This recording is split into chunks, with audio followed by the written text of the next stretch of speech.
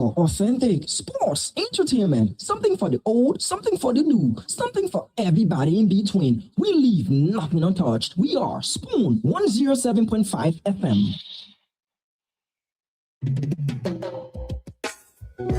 Yes, I, a special one from the CEO, stand coming with the spoon, and your boy, right in the South, man. To get your information, for the food to be spoon,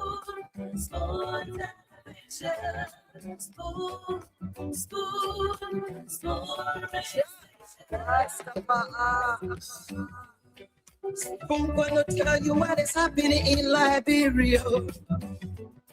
Spoon gonna tell you what is happening in Morovia. Spoon gonna tell you what is happening in Africa. Just to spoon, you just spoon you and know. If the children crying for starvation, just to spoon. You want to get a news update, my brother, to spoon. You want to know what is happening, Moroccan, to spoon. Politicians want to make their decision, just to spoon. You want to know what happening in the ministry, to spoon. Yeah, to spoon. Yeah, to spoon.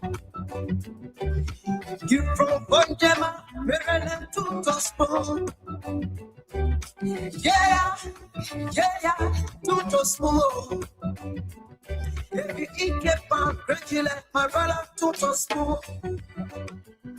You got a spoon TV, you got a spoon radio, to spoon. Yeah, to spoon. You want to get a news update, to spoon. What? Yeah, Rastafari. Kilibamba, kilibamba, kilibamba. Kilibamba, kilibamba, kilibamba. What I want?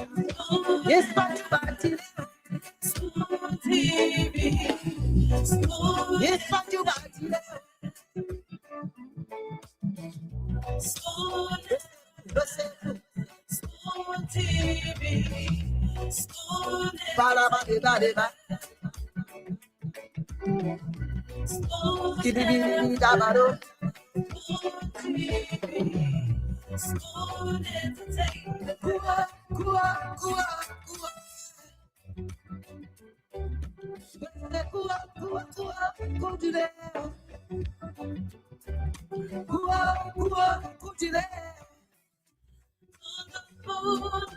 Yes,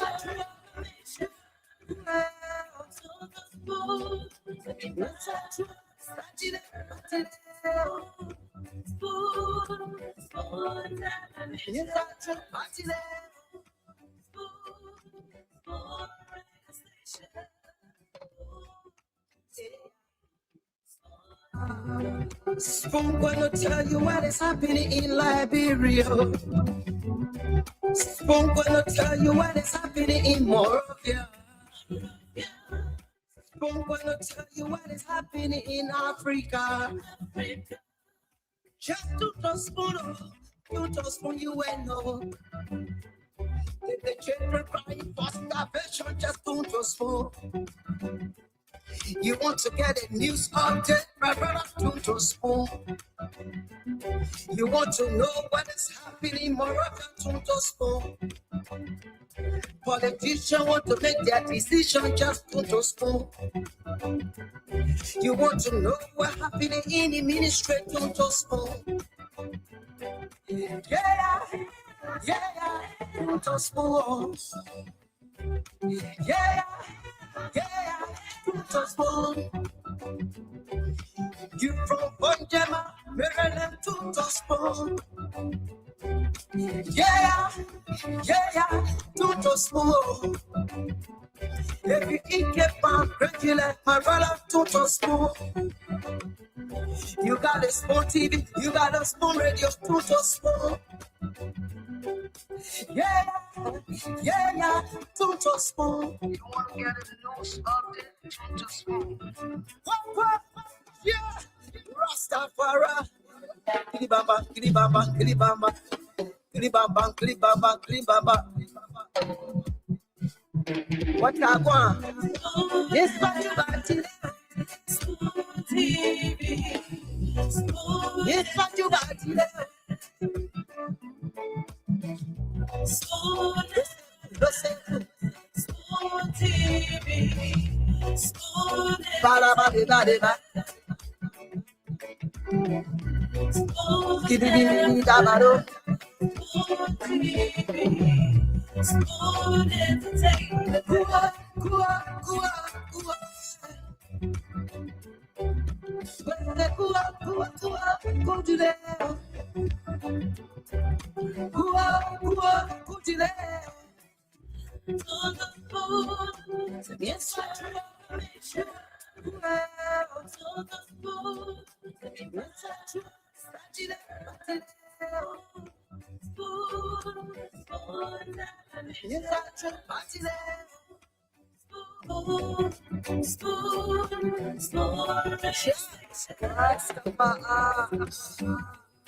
Spoon gonna tell you what is happening in Liberia. Spoon gonna tell you what is happening in Moravia. Spoon gonna tell you what is happening in Africa. Just to spoon, you will know. The children crying for starvation, just to spoon. You want to get a news update, my brother, Tunto Spoon. You want to know what is happening, Moroccan, Tunto Spoon. Politicians want to make their decision, just Tunto Spoon. You want to know what happening in the ministry, Tunto Spoon. Yeah, Tunto Spoon. Yeah. Tunto Spoon. You from Bonjama, Maryland, Tunto Spoon. Yeah, Tunto Spoon. If you eat a pound, congratulate my brother, Tunto Spoon. You got a Spoon TV, you got a Spoon radio, Tunto Spoon. Yeah, Tunto Spoon. You want to get a news update? Tunto Spoon. What? Yeah, Rastafari. Kilibamba, kilibamba, kilibamba. Kilibamba, kilibamba, kilibamba. What I want? It's what you got to TV. It's what you got to Spoon TV. Spoon.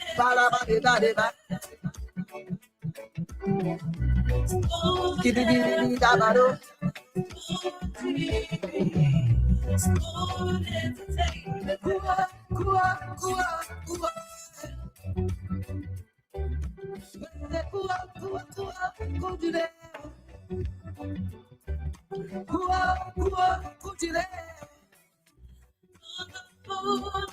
Yes,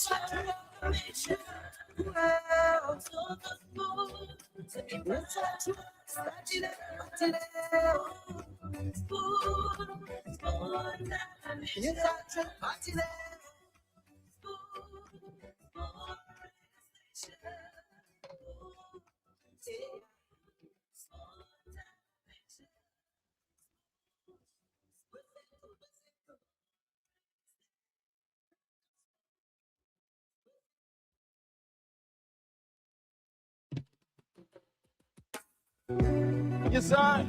A special one from the CEO, Stan coming with the spoon. And your boy, right at the South Bend. Projects on the beat.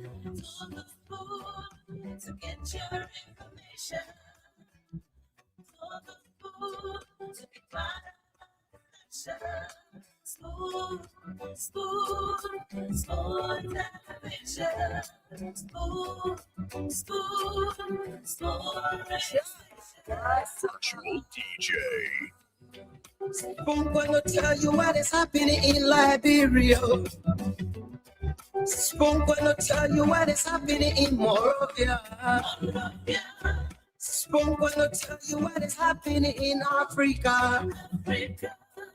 Just to spoon, you and no. Take the children crying for starvation, just to spoon. You want to get a news update, my brother, to spoon. You want to know what is happening, Morovia, to spoon. Politicians want to make their decision, just to spoon. You want to know what happening in the ministry, to spoon.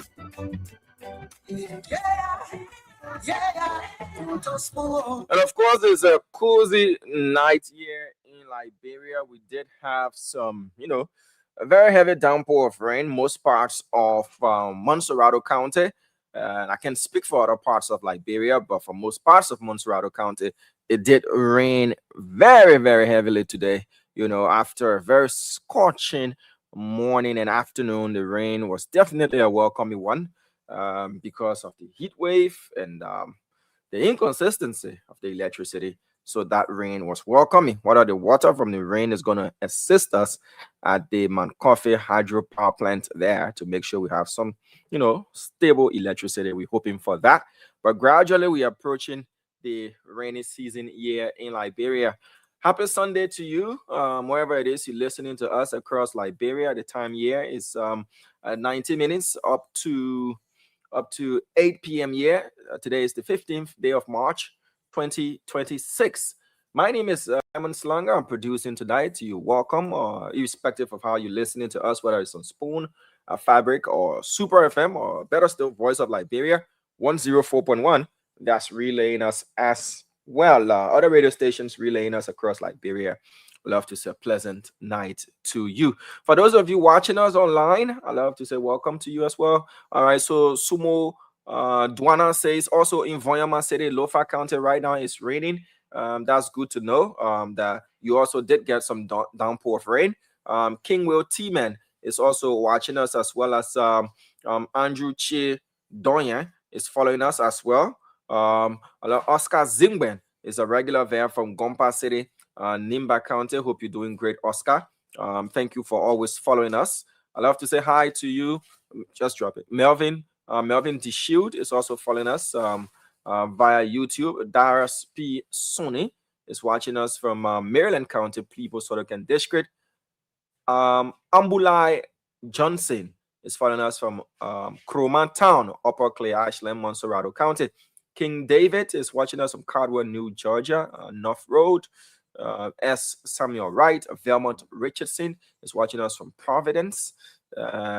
Marie Johnson is watching us from Atlanta, Georgia. Samuel D. Dixon is following us via YouTube. So the YouTubers, those of you watching us via YouTube, let us know by commenting. We'll give you the priority over the Facebookers as of this moment. No, discrimination. But usually our YouTubers, we don't see as much comments from them. They also complain, that we do not, say hi to them or read their comments and their initial greetings. So YouTubers, where are you? Kofi Jones Smart, hope you're doing great. Wateti, if I got it right, watching us, as well as Roger Payne and the rest of the folks. So we'll go to the phone lines briefly, so Liberians can let us know what's on their minds. A lot unfolding in Liberia today. Nelson has been a busy fellow, up and down from the headquarters of the Liberia National Police back to Yakbis Town on the old road to the residence of Mr. Samuel Jackson with the police, going back there for the third time, cordoning off the area, a whole lot of things happening in the investigation into the alleged homicide of Tony Jackson, or Tony before the Jackson. She was Kamulo. We did our research from what publicly available information, and we posted her biography, what information we could gather. We posted it on our Facebook page so people can get to know much more about the late Tony Jackson, the deceased wife of Sam Jackson. Kelvin Bowman is watching us, as well as Abraham V. Yen. watching us from Gardnersville. Jenna Smart is watching us from Salt Lake City, Utah. So let's go to the phone lines. 077771075. 05551101075. Leon Lockbar is watching from Bensalmen, Pennsylvania. Yamutor Asedu Mensan, how are you doing? Happy Sunday to you. King Will T-Man, hope you're doing great.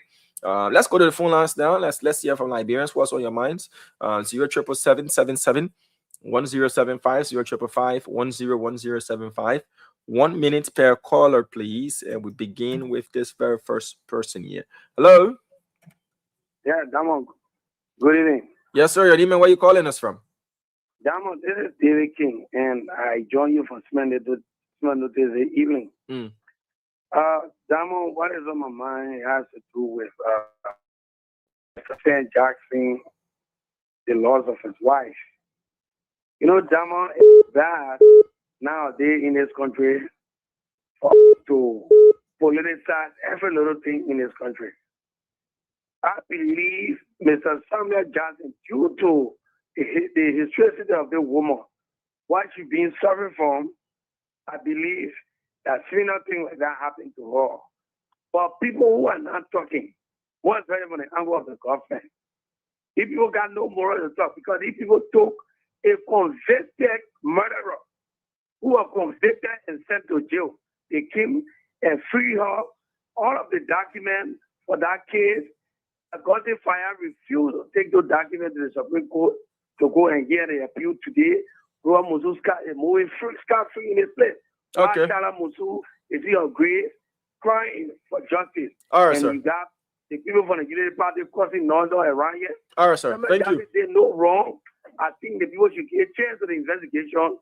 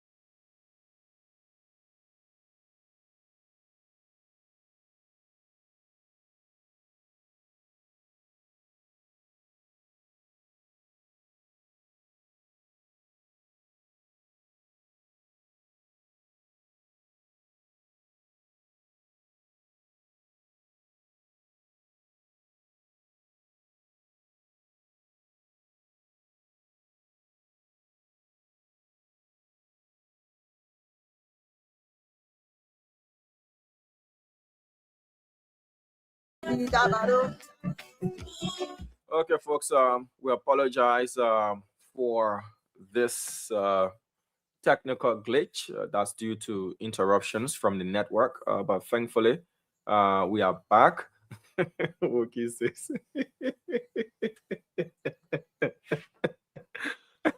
Woogie, we are. Why are issue? Yeah, I still counting. Yeah, I still counting. I think I've run out of fingers. Eh? All right, so let's go back to the phone lines now and see if we can take some calls as we with the CEO and the rest of the panelists to join us on the program. Let's go back to the phone lines 07777 1075 0555 101075. Those are the numbers to call. Let's take this person here. Hello. Good evening, Simon. Yes, sir. Your name and where you joining us from? I'm most eloquent journalist. Thank you. Your name and where you joining us from? David Sar from Tupolo. All right, please go ahead, sir. Anyway, I told a message stand on last night. Your eloquent presentation, he better step you up or else I'll take you from him. Oh, to get me where now? Okay, that's good. Now, for more money, you got to make more money. You are performing excellently. Thank you. Sometimes it's Anyway, more of the commitment, the money anyway, will come. Anyway, point. Hello? Yes, sir. You live. Please go ahead. Yeah, my concern is with the price control in Liberia, transportation. Okay. The first time prices were high in this place, it was high. Prices went sky high. From here, Buchanan went 1,000. Prices came down the last 2 years. Nothing Commerce Ministry doing. And Commerce Ministry is responsible for what? It's the Ministry of Commerce, Industry, and Transportation. Now, just a recent after she was trekking now before she went out, going in the stores. But that is not enough. The red price that went down to $15 in the market, people are still paying $50 for a cup of rice. People are complaining. Why the government is waking her up, the down part, she's not solving it, and the government is responding. The next is the transportation. Just this evening, getting in the car, they're trying to raise the transportation from where when the gasoline was high before, and prices remain the same. Now prices start to go a little bit, now they want to step it up. We have some argument in this. So do not get on the Ministry of Commerce Ministry on their back and just flag it or let the people that are in the Commerce Ministry work on price control, transportation. Okay. The guys are sitting there, don't know the way, let them leave it. People go there and do the work. Thank you. Yeah. Thank you very much for calling in. 0777-77-1075, 0555-101075. Those are the numbers to call. Let's take this person here. Hello, you live? Kindly go ahead. Yeah, I'm Mr. Salim, Baga Salim, calling from Broadway. You're welcome, sir. Please go ahead. Yeah, one mama is the citizen Adika business. The citizen Adika, yeah. Because it's very embarrassing. Or certain time you go to business, people will tell you to bring your citizen Adika. And up to now, when we go to the office, they will tell us, they ain't ready yet. So it's very embarrassing. All right, so sir. Thank you. Thank you. All right. 0777-77-1075, 0555-101075. Hello. Yeah, good evening, Dama. Yes, sir. Your name and where you joining us from? No, this is Charles was calling from the community this evening. Welcome, Jerry. Go ahead. Yeah, Dama, I just want to chip in on the issue of Uncle Sam incident that occurred at his house. No, Dama, no, there's so many Liberians want to do comparison analysis with that of Madam Kroska issues with that of Uncle Sam issues. It's quite different. There's a big difference. And see, Madam Kroska went and lodged complaint to the police twice before that incident occurred at our house. You cannot compare that with that of Uncle Sam issues. So I get asked the police to be very diligent in their investigation. They should not be partial. They be very sincere. The reason that I want to have read that in Ghana, who know the outcome of that death and how the Ghanaian police handle the issues. We all have been were advocating for justice. So I think it would be better for the lady to have justice. Thank you. That all for justice. Thank you, brother. Thank you very much for calling 0777-101075, 0555-101075.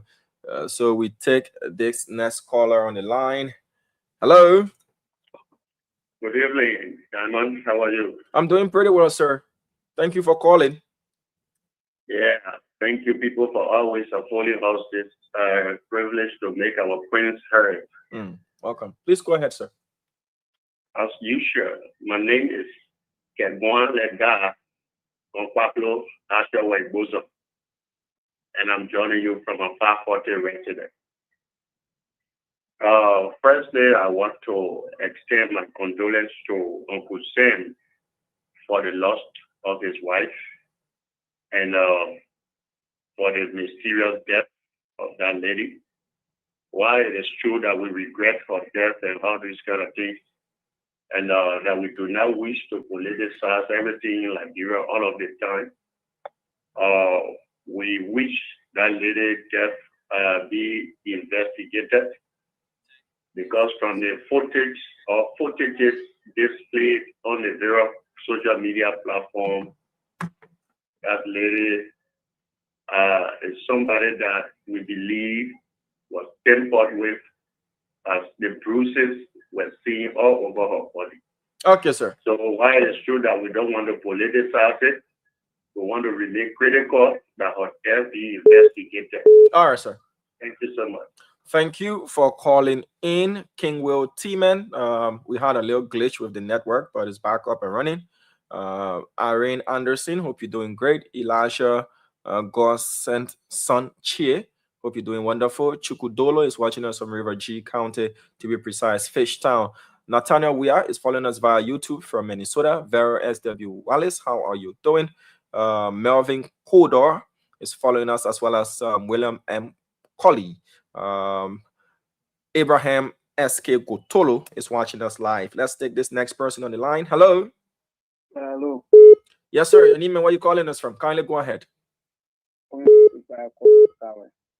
Please speak louder for us, boss man. Go ahead. Yeah, transport, you know, I'm speaking on Jenna. Yeah, the first one or by God now you're India. Yeah, let me go. I said to and by Java now it didn't put it on the back. So I mean, I said we'll put on it for caution. So you running traffic? Yeah. So how much you adding on a transportation, Nana? How much I use to take them for where? How much I use to take them for where? What you never 150. So that means on each passenger you add 30 there. You what are you driving, taxi or bus or keke? Motorbike, right? Oh, motorbike. So how much you use to buy the gas for where? 6 what? 650. But now like 980. So now $950. 80. 980. You go buy the minutes and they found it, and you not get they found it at the point all a half gallon.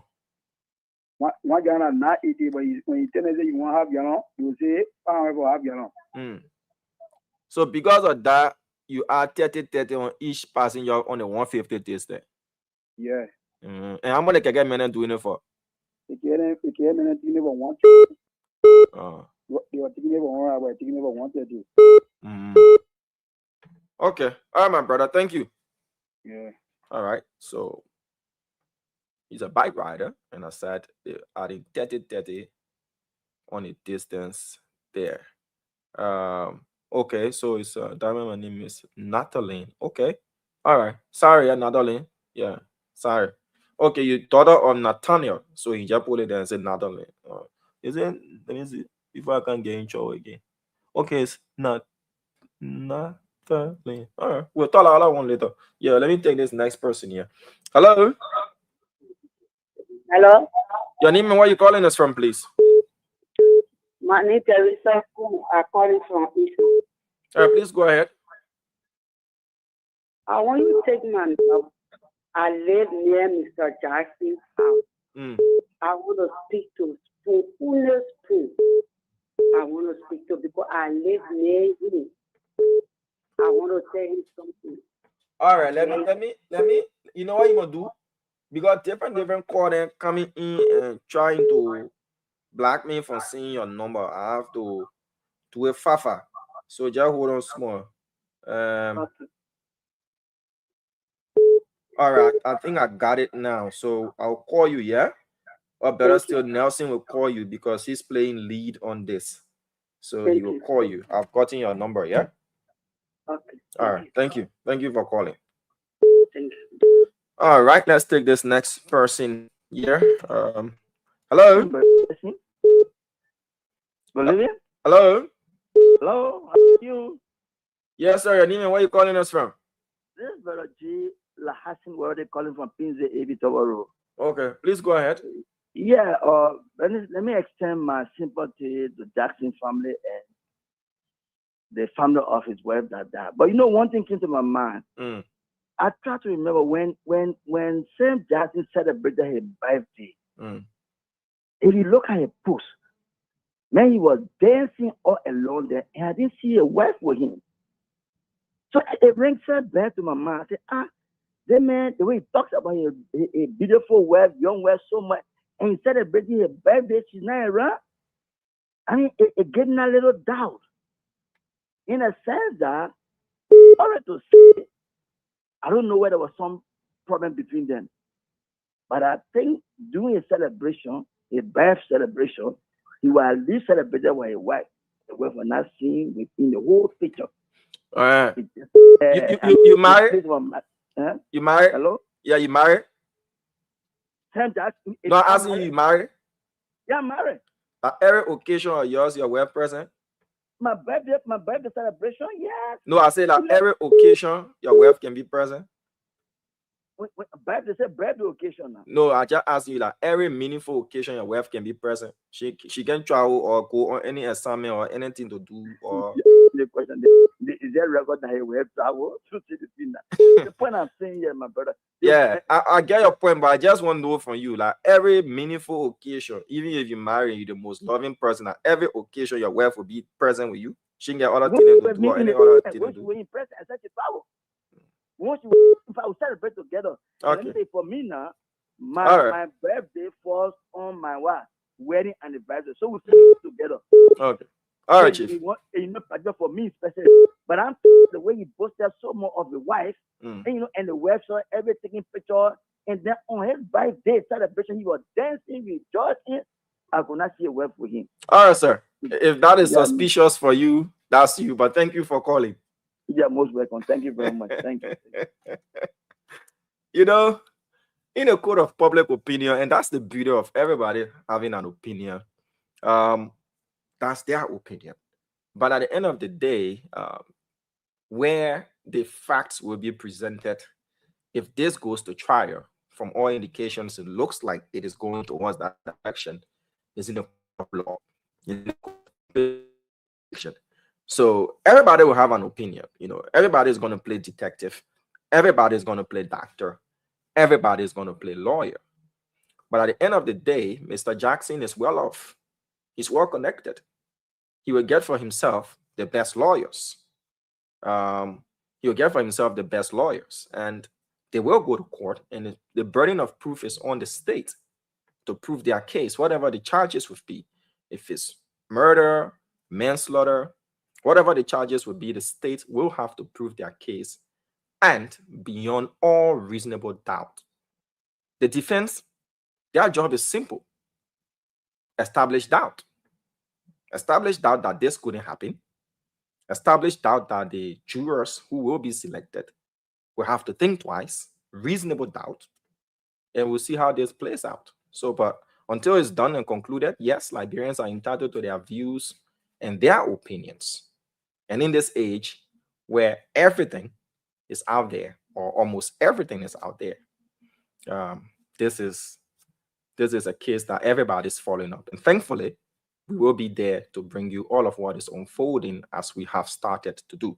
All right, so Morris Day is watching us. King Will T-Man is following us. Jenny's Awode Shola says, the diamond you married before you ask him marry me. I don't need to be married to ask a married man a question. He raised a doubt, and I asked him whether, as a married person, if every occasion his wife is with him. That's the question. Kimberly Peewee, hope you're doing wonderful. Gabriel Pama Konto is watching us. Yilong Flomo, Ada Thompson, Vivian Doe, and the rest of the folks watching. Let's take this next person here. Hello, your name and where you calling us from? Yeah, good evening, Damon. Yes, sir. Your name and where you calling us from? Thank you very much. Abu, calling from Totan FE. I beg you, Abu. Please speak louder for us. This is Abu. I'm Totan FE. Go ahead, sir. Yeah, thank you very much. Let me say good evening to my liberal for Koma Obok Alaja Pose. Amula Johnson. Let me say hi to the poor Koma. Thank you, Damon. Thank you to that. When you our TV live, you will do well. Thank you, Chief. To us. Yeah, you do well. It's so sad in this country, my people. It's so sad. And everything you do, one day will come to light. I will say, will not prevent some of us We wait for the police investigation. But it's so silent for somebody of first color to come to be politics. You say politics, but just be politics. People want to court, they want to use the court process. And they see people that honor some people court bend, they were calling about job we are, including the pharmacy justice. About job we are. And they take the court to the Supreme Court. The Supreme Court reverse the lower court decision. They say, oh, government can free murder case. We will not do this in this country. That young woman that die, the care of people. And she's not even for the country. You know what? For the relationship between South Africa and Liberia, so we have to treat the matter with care. The politics, we know if somebody doesn't like your own. But we say today, it didn't happen in the 80s, in the 90s on the night red wire. Today we call it full of summer Thank you for the opportunity. Thank you for calling. Let's take this other caller from the US. Your name and where you calling us from?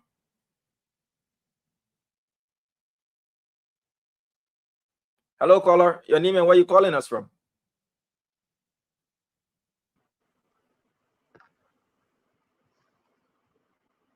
Oh, caller, you take it up our turn, my man. No, but go ahead. I your caller, right? Yeah. I your caller. Go ahead. We'll be here all day waiting for the person to call. Damo, what's up? Asuba, Chief. How are you? Oh man, that's a long day, man. We're grateful to God. We're grateful to God. Thank God for everything. We're gonna be speaking with Sereno Cephas today. I heard that he's added to the team, Uncle Sam legal team. So we will be speaking to the former SG today. He will bring us up to speed. And I think that Nelson was able to talk to him today, I believe, right? In the interview. Yeah. And he said something. So he's coming on to discuss with us. I want to say thanks to all of you, man. You guys doing exceptionally well. We got a few things to discuss. We want to say thank you for joining Spoon. Share the show. Let's make progress. President Bouaka should be traveling to Guinea. But something is off the back here, Dama, and we'll put it up as well. I'm hearing one or two of the country, in the region, the president have declined. So we discussed that. I'm trying to confirm that conference that is scheduled for tomorrow. And also, again, we stand with our brother, the Fadigas.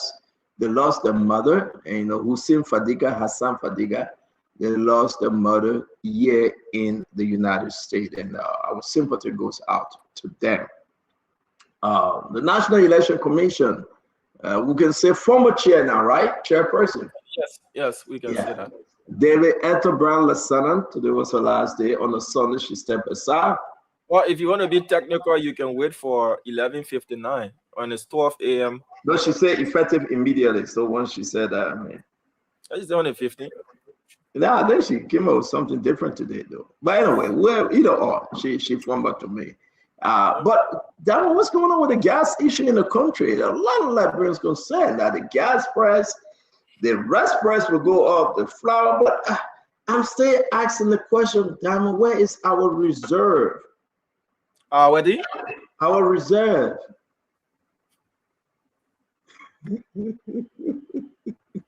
Diamond, it's a big one. I mean, everything is up. I thought I want to ask that question again. Where is our what?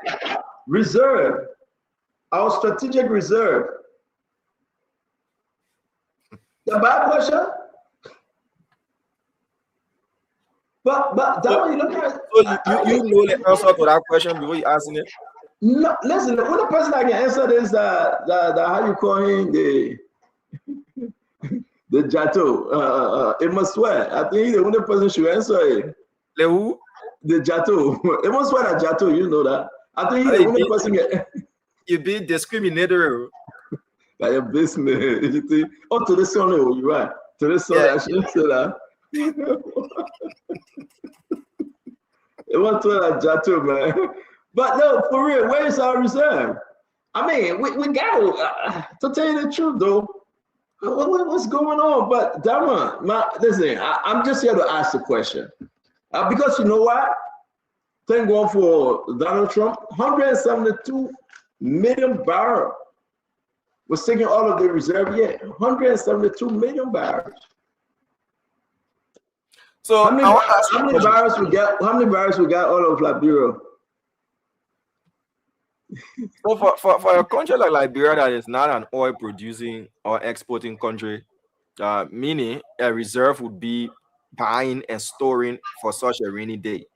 That would be you can't explain that one. And we find oil in Grand Bassa. Why would the oil that we find in Grand Bassa? If I go say we got oil in Grand Bassa, what happened with that one? We stay waiting for Noka to release. We stay waiting for Noka to release the research findings. Listen, Noka got Fabien. Fabien said he was sending someone there. We got reserve in Buchanan. What's that in Buchanan? The people went there. But yeah, so we got a reserve. We got a reserve in Buchanan. We got oil. All right, go take it out and put it in your can. I cannot. You guys in Liberia, you're trying to do it, right? We got reserve here in Buchanan. So, I mean, if Fagon said that oil, Fagon was very, very adamant. He said that's oil. So, I mean, that Fagon, everybody looking away for Fagon. Fagon firing everybody, though, but anyway. It could be very oil. It would have been spilled from engine oil from a heavy-duty company that was, you know, you are spending time with your own business. People standing online. People standing online for fuel now. They're standing online for stuff. You say explain it. Fagon, I know himself. He said we get oil. The whole Buchanan come to be the multi-billionaire sector in the country. And you know, more than New York. Fagon said it. Fagon said they get oil. You are speaking prophetically. You are speaking prophetically. So the man a prophet now. The prophet are firing everybody. The man go fire. I want to begin probably do it. The man fire the man. But anyway, that's my business. So at the end of the day, let me say this to you. We got a lot to discuss. You want to recruit Bafle? Oh yeah, Bafle is a good reporter. I like him. I like Bafle. You want recruiting? I can start a conversation. No, but I think he's a son of CSA, so I don't think he will come. He's a son of CSA. He got a consultant job to CSA, so. I mean, he been around. He's one of the best. You know, you guys are. Aside from people within our network, he's the closest person to me outside of Spoon Network. You know, he's a good colleague, and he's a smart. You know, I don't know him, but I've been following him. You know, whenever he interview, I love to listen to his interview. But I think he's a unique young man. And you know, I admire you guys a lot when you're trying to do your best. I love to encourage you guys. Yeah, okay, and I think like we're all it onto him, and he can find his place. But if you have people like Fagon that will just suppress him and think that everything that he can do, every interview he does, and he charges money, and Fagon say, "Where the money? Where the money? How much that person give you? How much that person give you?" You know, we don't do it. Huh? Now what happened? But go ask Fabio. I don't know Fabio. I don't get his number, so maybe he will explain to you. But you're speaking like you're speaking like from an informed position. So I'm speaking like an informed position because I got people working with Fagon that very close to Fagon that I know. Yeah, I got people working there. A lot of them work there that know me, and they say whenever. And I really, if anybody get Fabio's number, let them send it to me. I want to ask him. They say whenever Fabio does an interview. Fagon can say, but how much the president gave you? I saw my lad said, yeah, how much she paid? How much people pay? Where the money? Fagon kept on harassing the picking for money, you know. And the picking got tired and he left. It may be true, it may not be true, but that's the story out there. And you know, Fagon can go sit under the tree and all of beer. But Fagon my man. Now if I call him. Yeah, what's the word? If I call Fagon right now, certain thing he will say, like, well, still I gotta be the first to say that thing. Because if I say it, he will say it. And when he say it, means he wins. So I can't let him win. Snap coin, I gotta be the first to lash. You gotta lash Fagon. If you lash Fagon, you can. But on a serious note, Fagon allowed Google people to leave that place. Pickett was one of the best. I love Bavely. He was one of the best, ain't no ball. But Fagon is very hostile. He's a hostile manager. Bavely did a Charles Taylor. He said maybe one day I'll be back. So the new management he can be back, but not with Fagon. New management he can be back, and I think a lot of them went in there to work for the country. They're doing exceptionally well, and you know I don't know who Fagon won. Even you know that lady that just went there a few days. She was with Jeremy Pierre, and Jeremy Pierre got mad with her and sent her to ELBS. She's from Maryland, USA. She and Fagon in serious problem again. She was a tourism lady, Deputy Minister for Tourism. What's her name? Deputy for Tourism, man. I remember the name. She's from the States. She was part of the journalists from the States. They're agile, so. Yeah, she is. Deputy Minister for Tourism. I know her very well. Seriously. So she and Fagon in serious problem, you know. I'm trying to find her name though. I know her very well. So she was sent there as Kadi. Yeah. She was Administrator of Information, and she couldn't get along with Jeremy Pierre. You know, she accused them of eating some of the tourism money before. Yeah, when they took a trip to Grand Bassa, and you know, but Kari went now. She's with Fagon, and she and Fagon having some serious argument. Every day she and Fagon back and forth. Yeah. Fagon had to apologize to her and all. Fagon said, Madam Kadi, I gave you an apology not because my reference to you as a lady was wrong, because you are in the fact, and the lady, however, you felt it was inappropriate, and I thought the right thing to do was to acknowledge your feelings and apologize. What I see now is you're looking for a fuss with me or a problem. I'm a peaceful person, Eugene Lami Fagon. Stop this. It's the 5th time you are picking at me. That Fagon speaking, oh. We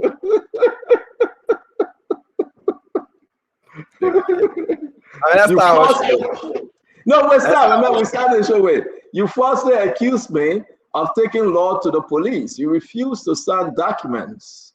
You demanded that despite the fact that we all redid our respective offices at the cost of $2,000 when we took over, and that it was less than 2 years, you demanded that your office be redone. You went on the air, ELBC, and spoke against the minimum wage. Now, if I'm not speaking, though, look, Kadi, I am not weak. Okay, let me leave it. I shouldn't read the people thing. Let me leave it, man. After you read 95%, my man, lead up to me. No, I didn't read 95%. Today is Sunday, Fagon, my man, you know. But Fagon got to do better. I love him, you know. We pray that he had to get a job, he get a job. EFBS will never be the same, so we wish Fagon well. But on a serious note, Dama, how you doing? The Labrador National Police again today, they were at the home of Mr. Sam Jackson today. I mean, anything I get to do with the police, don't put me inside a beef. Get the police beefing, Nana. Why? I just have a count. So I say counting until I get finished counting. Let it leave you the police matter. Today I saw yeah. Wait. That's why you know what he said? He said what nursing? Then he said, oh, that damo. Then he said, oh, that damo. So it looks like he was trying to wait. Let me find this thing. Where is the claim? I caught it by the way, though. I caught it. Let me. Gregory, I just another mess up, man. It makes sometimes I against her. But notwithstanding, you know, Gregory, I think this thing is that, and we will be speaking of Serena Seafirst. You know, that's part of the team now. But Gregory means well, you know. Listen, we can beat them for different issues, but I think he knows very well to handle this carefully. And I heard people quoting on. But that one, the issue about the gas price in the country, man. Yeah. So the issue of gas price is a global thing that's happening, as you are aware. The conflict between the U.S., Israel, and Iran is affecting global trade, and petroleum is one of those key things. The barrel of oil is above $100 now and it's trading. And experts are saying, thank you, though. Can you resend the link in the chat room? Apparently, folks are saying, please. Yeah. So now the problem is, what would the government do? Does the government have the funds now to subsidize with importers or to bring in petroleum products and sell them at a lower cost and all of those things? Those are key economic decisions that the government have to look at and see if they can do that. You have Musa Beledi on the show about a week ago. He suggested another method. So this issue of gas price is not peculiar to Liberia. It's happening all around, and you're aware of that. It's not about, it is only about Liberia, Dama. What we are saying is the way in which the government is handling the situation. We have 4 different information. First one, there will be no changes in the price of gas, and that was wrong. Let's just admit it, and that was absolutely premature for the MD of LPRC to carry on, right?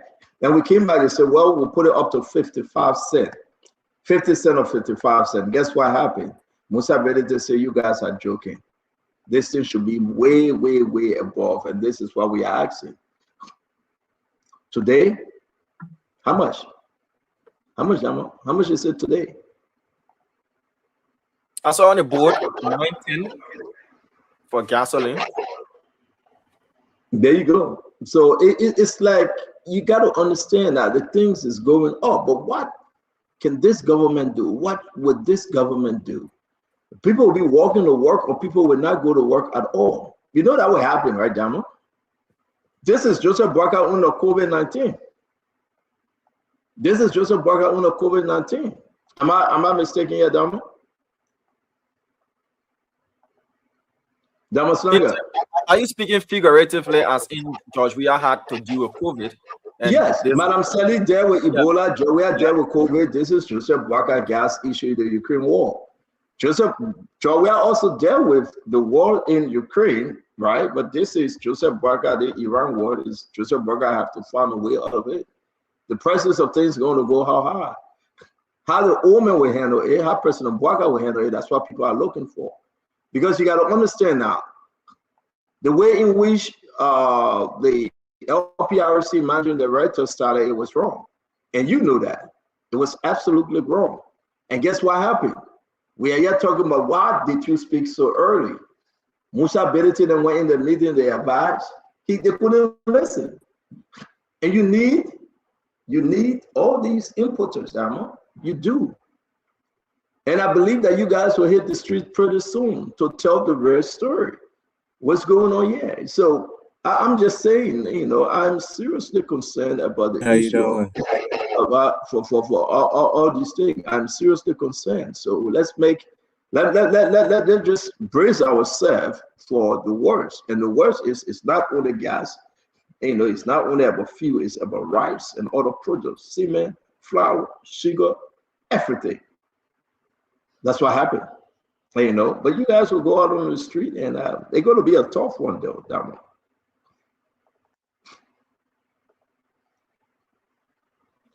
And we have to show this also, you know, and I'm hearing that the Ivorian president will not be in the meeting no more. I'm hearing Alessandra Bagboa, whatever his name is, Alessandra, he will not, what, you want me to pronounce my last name again? Hey, pronounce it, I won't like your choice. No, but when I'm my president, so if I pronounce it in any way that I've been there, I pronounce the man name small, then you want me to pronounce it again. So let me pronounce it again. Why you no, because you look in the man name is Alassane Ouattara Kwabwabwa. Alassane Kwabwabwa. Then I hear that. You thought your thing, I don't say anything. How you say I'm looking at you? I have to look in the camera. So why you jumping for me? No, you there here, you twist here on the other side just to see me. I read your show, man. But the matter going that this is very important. He said he would not attend. And I think they're still talking to him to attend, but he's saying he's not attending because he kind of mad with the Guinean. And this is huge.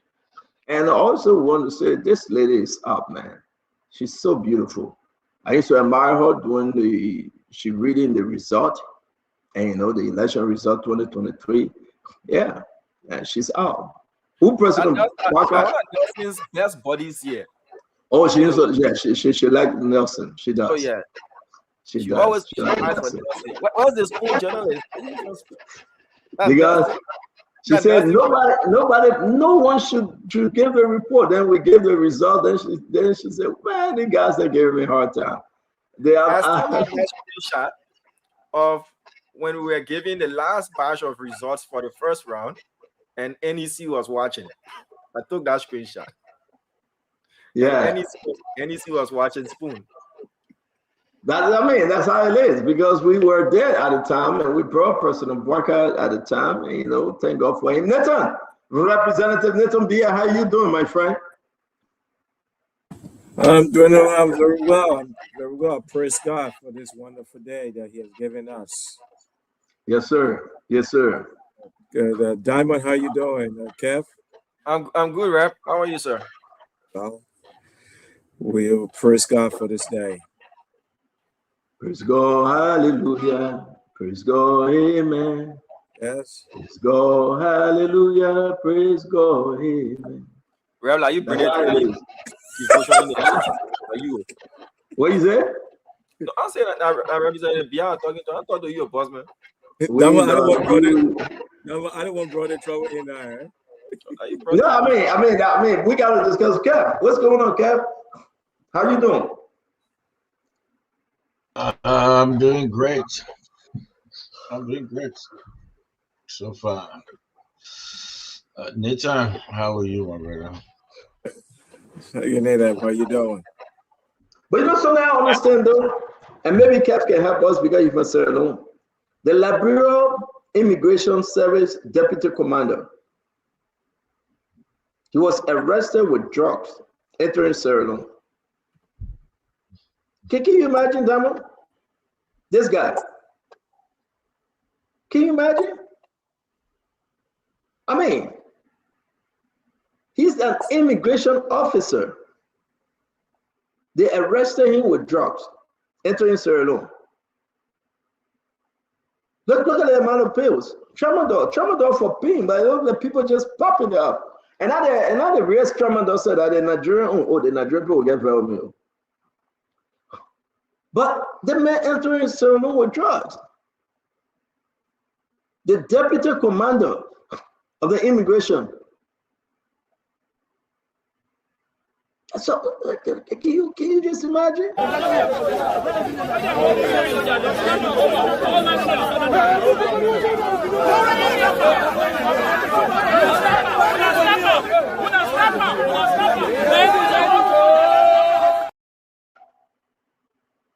So where must some of these people coming from?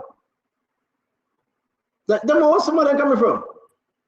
I mean, the only person I can interpret for Kev that you, what it was saying, Kev, in Freetown, what it was saying, because I know you from Freetown. They say Ika Kappa, what's that? I don't know what Ika Kappa means. But hometown now, let me play one more time. Why are you pretending to us? Let me play it again.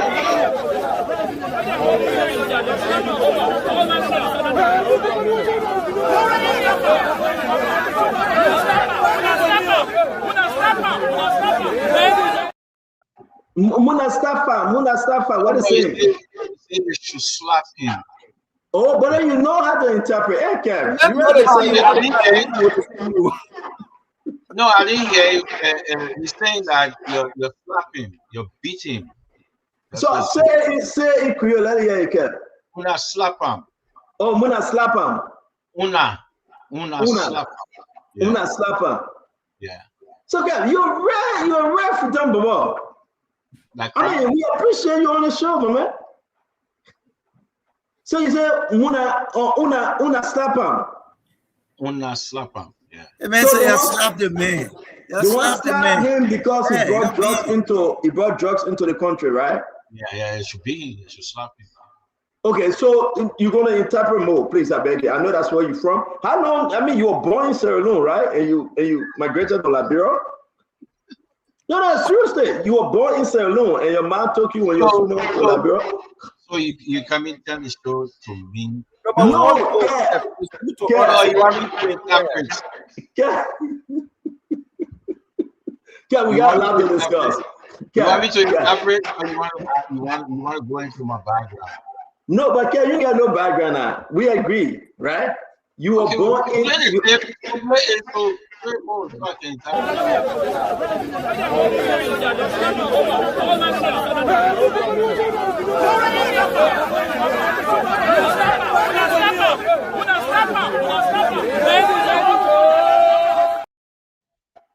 That's all this. What they say, slap here, and people start saying, "Hey, that's it." Nothing else. So how you think if you were there and you want to say no, how will you say that in your dialect, in your language, Creole? How will you say that? Speak something to us, because I know you grew up there. You got to learn it. Not slap him. Huh? Don't slap him. Not slap him. Not slap him.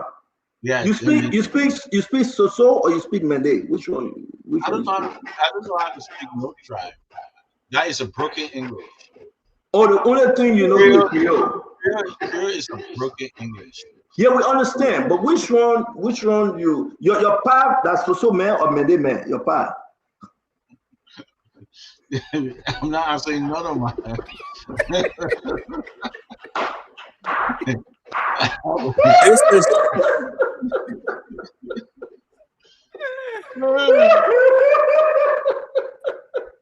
This is this show, right? You talk about diversity. You have diversity. Look, we got Taba on the show. He from the other side. That diversity. We get you from Sierra Leone. That diversity. We got everybody here, man. We are one family, man. You know, but the only thing is that we got Russell, who is an American. You're on the show. That diversity, you know. So we want to say thank God for you. We got that the book player. I don't know whether you're American or green card, whatever. Yeah, that diversity. Santa, the name Brumpler, ain't say crew man. The name Brumpler is an indigenous Liberian name. You don't find any of that name. The etymology, everything is from the Crow people. You can't find it in no other West African country. So Brumpler is an indigenous Crow name. Okay, the Crew people. So go do your history, read us small now. You the head of the show. We are homework. You with us, Spoon, but you say Crew man. Ain't they Crew man?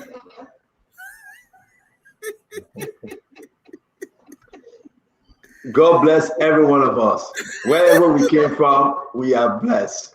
We are grateful to God. God bless us all. Now you talking. But let me ask you this question. This is something that's been happening for ages. Why do folks in Liberia love to have that thing? You're not from here, you're from here. You know, we on the other side of the people we're living in, right? When stuff like that go on, people call, the government, this president here, the country, oh, you're saying this. But in Liberia, been there. If you Marigo man, you're not from there. You Kula man, you this. Even though you're born there, but you're not from there. Why is so rampant in Liberia that want to know, especially you as a Negro? But they'll put it on you. You're not from here. You're not belong there. Even though you're born there, but you're not from there. There's a serious echo, CEO. There's an echo coming from one of the devices. Yeah, why is that? Because from before the war, long before the war, they will tell you this, they will tell you that, they will tell you all kind of things. Even people you sat in school with from ABC to first grade, to second grade, to this, you grew up with them, but they will still tell you that. Why? Okay, so let's try to answer. Let's try to answer you, Cap. We got a lot to discuss today, but let's just answer you briefly. I don't think it's like that in Liberia. I'm not saying it. I really don't want to believe that it's happening. Liberia is a place. Liberia embraces everyone. When you get yourself in politics, people use that against you politically. But I don't think people going around and point and say you're not from here, you don't belong here. But what we do observe is like. Let me finish now. I lived through that since I was in ABC's first grade, second grade, going up. I lived through that, and ask any Marigo man will tell you they lived through that. So it's not only with politics. I'm telling you, it's something that is there. You move from here, for Guinea, go back to Guinea, go back to Sierra Leone. It's there, Stanton. But if you're not from those tribes, you don't know it. So again, allow me to finish, Kev. Go ahead. Thank you. So my issue is that you were here because, Kev, of who you are. The first thing, like, we came on the show today, but you from Sierra Leone. Nobody beat you. You went to school in Liberia. You grew up in Liberia. You went back to Sierra Leone. When they did your paperwork in Sierra Leone, then from Sierra Leone you came to America. You get your citizen from Sierra Leone.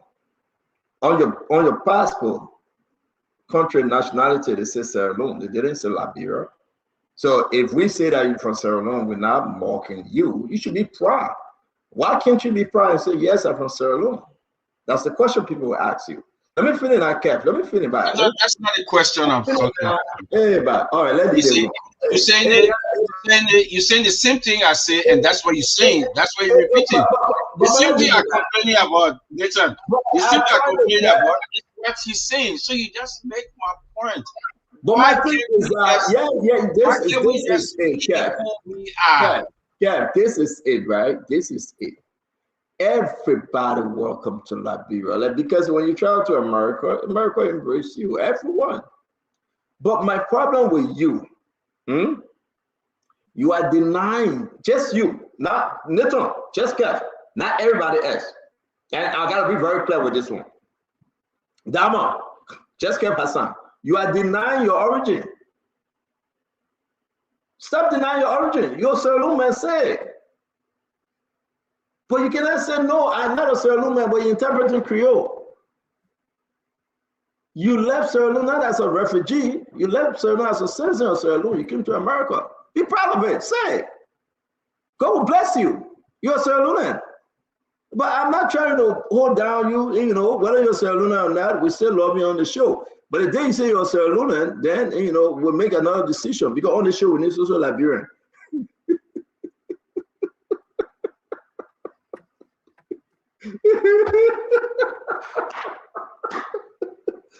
So let's leave Cameroon. So on that note, can you also say let me say this. You know, sometimes it really hurtful for the only country you know as your country. Somebody telling you you're not from there. For the only country you know. The only country that you know, since you know yourself as a human being. Liberia is the only country you know? And somebody, it's the Liberia is the only country you know? It's the only country I know. Which country you departed from the country? You understand? Okay. So you don't want us to have that conversation. It's bad. I don't want to be another No, I don't want to be another Majabate. I don't want to be another Majabate here. Let them have our show back. No. Let them have our show. I don't want to be another Majabate. No, we gotta go. Kev, don't worry. Your country business about. We get plenty to talk about. Leave alone. I don't want to be another Majabate. But I said, leave us alone. We gotta go, my man. Yeah, then you stay saying, but I will meet you till you leave it. Leave it alone. Let leave it alone. Okay, let it go. What we want to do here now, we want to have a show concerning the people. A day you can show your passport, and on the passport it says nationality as Sierra Leone, then you will never do that because you know what we're saying. But anyway, let leave it. If you want, I can show your passport picture. When we went to France, you and myself that day, I got your passport picture, you know that. It's not a hidden secret. I got your passport picture. I had to take picture of it just in case the people keep you there from the send it to your family. You know that. You told how you call it, man? The other guy and myself to take it. What's his name? What's the guy name again? Ben Sembi and myself. So let that one go. Ladies and gentlemen, boys and girls, let's have a good song on the show. It's always good to have you on. We're going to be talking about the president is taking a trip to Guinea. Gas price is up. Again, we are standing with our brother Fadiga. He lost his mom, both of them. The National Election Commission later today is her final day, her last day in office. Dr. Buble, a lot to discuss today. We were expecting the women to come on to talk a little more on gender issue, but apparently they. Dama, can you bring us up to date? Where are they? Are they coming on, Dama? Because I'm trying to slow down to see if we're going to get them today. Yes, CEO, you know, we have to set the show. You called me about 3 hours prior to the show and you gave your consent. I reached out back to them that you are consented. They said they were going to get back to me. As of when the show started, that's when they got back to me, and we already have set another program. Unless you want to bring them on tomorrow after their match or anything, but any other decision we got a arrangement, but we'll be placing a call to Sereno Seaforth. He was added to the Sam Jackson legal team, which is so unique. I just want to say to all of you, it's very important for us to discuss that. Sorry that we gave them the time. I thought they were going to come up today. We make time available for them, but I didn't know it had to go all the way. But I want to say thank you, Diamond. Let's welcome you, Kev Hassan, Brother Nathan, and that of Bople. It's good to have you guys on. We'll start with you, Representative Nathan Bier. How you doing today? How was your day? Well, I would say I'm doing very well. Praise Almighty God for this wonderful day that He has given us. I'd just like to say we're good evening, good morning, good afternoon, wherever you are, my fellow Liberians in Radio Land. I hope you are doing well. And Stanton, thank you for the show today. I hope we're going to have a magnificent show today in regards of our concern of our motherland. Thank you very much, Brother Nathan. It's always good seeing you on, especially on the weekend when you are free. It's always good seeing you on. Kafiko, welcome, my man. Officially now, we get into the program. It's good to see you back.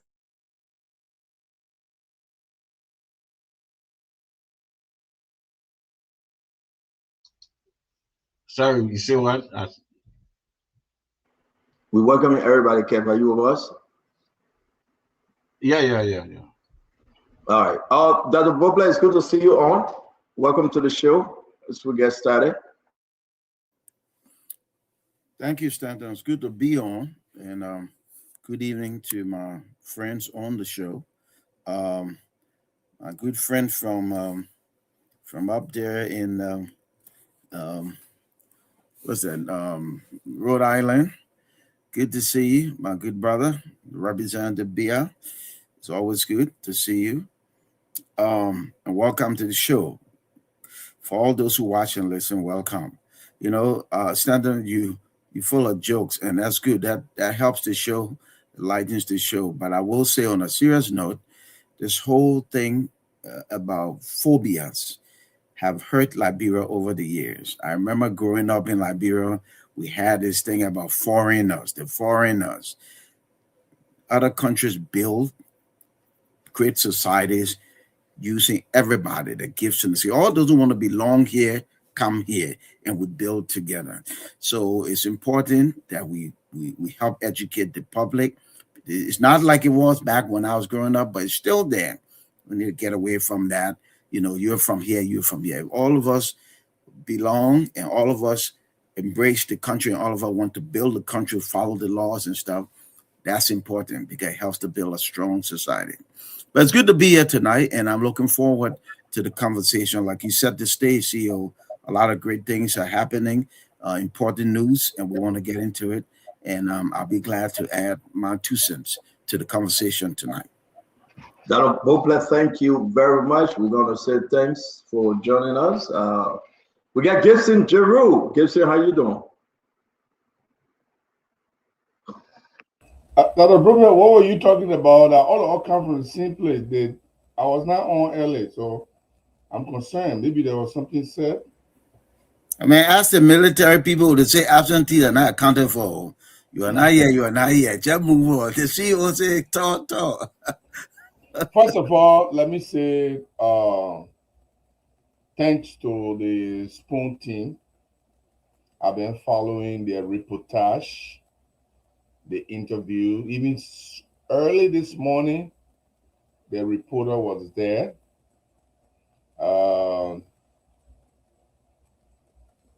I'm glad that we have people who will be following. I think all of us, we are interested in the stories, and I think the Spoon Network has followed through very, very well. And I want to say thanks to Nelson, Diamond, and all of us who have been going there. Very, very good. And I'm happy to be here. This story about Samuel Jackson and the late wife is a very important story. It's a moving story with a lot of legs and fingers. And I think I'm glad that we are talking about it. Yesterday, I wasn't able to come. I was in the middle of stuff. But I think this is very good. This is journalism. Media people, we don't have sympathy. I always keep telling people, we don't have family, we don't have sympathy. They can take a journalist and send him to the Middle East, he can be there for months, leave a family. They can call you now, you be sleeping and say, my man, there's a story moving soon and so get up and go, and you go. Journalists don't go to a murder ground and see the dead body, then you cry. Journalists don't pray. You go to a church and pull everybody close and I pray, you open your eye and looking around to see the story. But I want to say a special thanks to the Spoon guys for following the story. There's no competition between them and me. I see them as me. I see those guys at the Spoon, the reporters as I see them myself as a big brother to them. And when I see them doing well, I must thank them. I think that's a good thing to do. Thank you. Thank you very much. Again, we want to say to all of you, we'll be calling Sereno Cephas. He was added today to the legal team that representing Uncle Sam. And we reached out. We had a time to speak to Cephas, Kev Hassan and I, and we will be bringing him on the show to hear his side of the story. Kev, is he ready? I'm trying reaching out. Can you confirm whether he's ready that we can call him and bring him in? The next thing is that we all know the situation at the border. President Mbaka is planning a trip to Guinea. But he's on his way to Guinea tomorrow. He will be meeting alongside with the Guinean president, the Sierra Leone president. I'm hearing that our foreign president should be present, but as of yet, he have declined. He have declined the invitation to travel to Guinea, which is very huge, by the way, because incident occurred likewise between Guinea and Ivory Coast. This is the regional issue, the Mount River Union, the ECOWAS, but Guinea Conakry have since withdrawn from ECOWAS. So that meeting will be very, very important, and President Mbaka will be there tomorrow to have full discussion. Representative Nathan Bia, in this gathering, this different terrain and movement, the moving part here, because like Jerry Limit PSL delegation went ahead and people trying to squeeze everything in. We have not heard from you concerning this whole border issue. What's your take? President Barker will be traveling there. What's your take, though?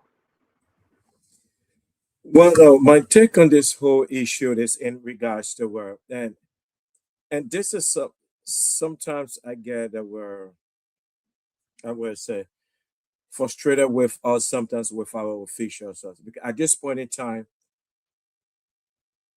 the information minister should have probably addressed, however, even not a press conference, but have a meeting with the press. The president heading to Guinea. Here's what's on the agenda, because the president going to Guinea, you know exactly what they are going to discuss in the foreign land, right? So let your people know exactly what's going to be discussed in Liberia, in Guinea. It's nothing. That part of it is not classified. At a certain point of time, you have to inform your population exactly what's going on. Don't keep them in the dark, because these are the same people right now that will be fighting for our country. Our motherland right now, our homeland right now, Stanton. Our homeland is basically, I would say, it's not safe at all because of what happened a few days ago. So this is a thing that the information minister should let us know. The president is heading there to Guinea to discuss about, what are the issues the president going to discuss about, and who's going to be there, who's not going to be there. Let the people know exactly. Details in depth of the conversation, we don't need to know. But just the basic information, when your people know it, the people are relaxed and calm and understand, say, yes, we have a trust in our leadership we're going through. Because oftentimes we classify information. We made a mistake, the differentiation between classify, okay, we can say this to the people, or we want to keep, no. Then your population becomes or the people in the country becomes very anxious and don't know what's going on. Then any kind of rumors or gossip, everything else, that's how these things spread around.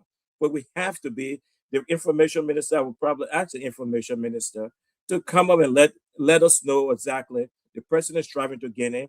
He's going to, they're going to be discussing the issue that happened at the border and who's coming, who's not coming, and let the people know, because our homeland is very, very fragile at this time. And Stanton, I will stop there, but there's something I'm going to tag on this issue, which is a greater issue that we're going to, I hope we discuss about that. And we talking about drugs in our country. We want to minimize the use of drugs. We want to do all of the things with drugs. How can we do that when we have an open border? You know, so but that's I hope the things that we're going to discuss about, because our homeland is not safe from what transpired a few days ago. Thank you very much. Tontalo Buple, hearing all this thing, and we've been on the story, President Boaga been doing the diplomatic stuff, and the Liberian people know, he sent boots on the ground and sent folks ahead. Now he will be present into this great serious meeting, but as we are hearing, the Ivorian president, have declined, but the president and Bio from Sierra Leone, they're going to meet the Guinean president. How big is this? And what's your take? You think what's going to come out of it? Well, Stanton, if the president of Liberia is going to Guinea to talk to his counterpart and the other Mana River president, that means they've done some groundwork. The president won't just travel to speak on these matters unless the diplomatic people have done their work. And we have to assume that they've done so. So now the president is going to have a conversation at the highest level that we all hope will bring about not only peace in the region, but to totally dissuade and discourage a repeat of these kinds of things that we saw with people crossing borders. The challenge I have with the government is too often in important matters, they're like behind the curveball. The president handlers and the communications people and the PR people should really be ahead of things. And to Representative Bia's point, he's correct. People just need to know. We don't need to know all the security detail. We know all the intricacies, but we need to know that our government's ahead of it. And once you're ahead of it, you bring about the calm that's needed among the general public. And it seems that these key players are always slow. And that's something the president needs to look at. If you're always coming from behind, after the media, Spoon, all the other people have brought things to the forefront, then you're not doing your job well. And I think they must do a better job. But we're very hopeful that this meeting will bring about a better understanding, a better approach to whatever, Mana River differences we may have and how to address them. All of our solutions moving forward should always be non-military. There's plenty of opportunity for diplomatic solutions in these matters. So we're hopeful. As a Liberian, I'm hopeful, and I'm sure all Liberians are hopeful that this will lay a foundation for peace in this region, so we don't see a repeat of what just happened. Now, Bubla, thank you. Gibson, let's hear you. Is this, I don't know, let's hear you, Gibson. What's your take on this? First of all, I must disagree with a lot of people who think what the Ethiopians did over there was heroic. And I do that knowing that I'll get a lot of backlash, because when a group of people believe in something they think is okay, let's be honest about this. For civilians to take single barrel guns and go towards a conventional military, they were inviting death upon themselves. The territory of Liberia that was taken is controlled by the national government. The ordinary people in the community may raise concern, but you can't take guns, cutlasses, and go towards a military, the conventional military with automatic weapons and bombs. It could have turned nasty, and we got someone shot. And people are praising, oh, the Ethiopians are heroes, are great. They will have flared up this entire thing. Even if the Guineans come and occupy that place, the national government was going to approach it in a way that they will be removed from there. And if the government of Liberia wanted to send soldiers to go and take the Guinean soldier from there, we got soldiers to say, even if they are not capable enough to do that. But you can't have civilians taking guns and cutlasses and going towards a conventional army to remove them from a place that they think is their own territory. I disagree with that. Then the second thing is, I think the journalists who reported, the first person who produced the video, I know they were not journalists, so I don't have problem with them, but I think the journalists that went there afterwards, they took their time and reported it. You know, we journalists, we always have a social responsibility. If you go to a place and you see that the Guinean soldiers are trying to attack Liberia, what do? Do you say Guineans are about to attack Liberia and get your military to go there and then the war start? Or do you downplay it and come and report it and the Guinean actually attack? This is what the social responsibility, and I think the journalists that went there, they did a very good job. I think what the president needs to do now is to send a clear message to Guinea. A clear message to Guinea. They place the Guinean, those of you who don't read French, go to the Guinean newspaper. Just type in Guinean newspaper and pick them up and how they are interpreting this. That they are claiming their territory and no ounce of their territory will be left to any country. And the lesson have been taught to Sierra Leone and Liberia, and anyone who tries that, they will meet the full force of the Guinean army. That's what they are writing in their media, in their newspaper. So the people take it differently. They take it like Liberia is taking, they said illegal. One of the things they said was illegal activities are going on. Okay, I will put one of the newspaper up, do the interpretation and send it to you, and start you put it up and see what the people are saying about that incident. They take it very seriously. They thought that people are going there and violating Guinean soil. So this thing cannot be approached by civilians.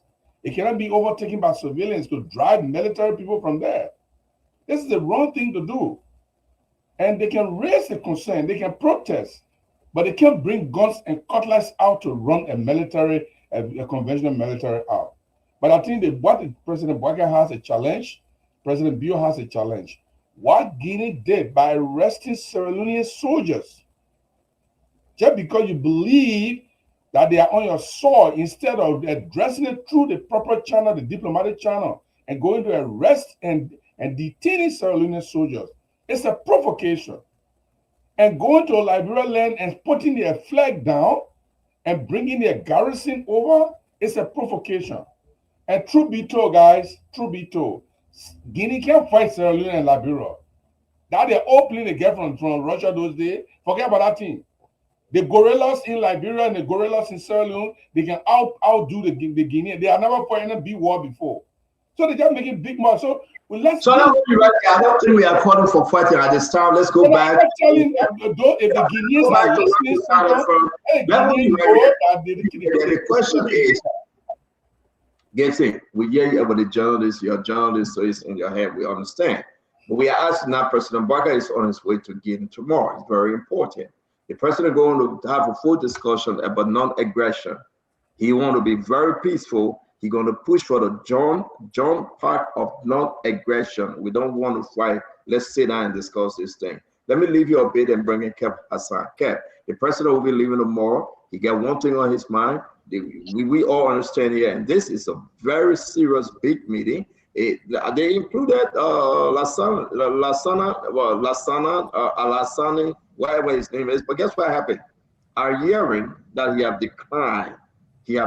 He may not be at that meeting, but he still get Bio and that of Jose Yema Bouaké to meet the Guinean Conakry president. Kev Hassan, President Bouaké is going to ask for one thing: non-aggression, peaceful dialogue. You think it's too late? What say you? Well, let's look at the full president. You get two of those full president complaining. So Ouattara supposed to be the middle guy, right? So the middle guy, from your reporting, what you're saying, he's not going. So what the meeting is going to be about? You know, look at him. Ouattara is supposed to be the middle guy, because all along when there's a monetary union issue, you always get somebody in the middle that can, that can and break the peace of kind of put them together. So I don't know where they're going. And secondly, Doumbouya, I don't think he respects Joseph Imam Pokai, because if you watch on even the inauguration, he just passed by him and just wave his hand, pass by him without saying anything. I don't think he respects Pokai.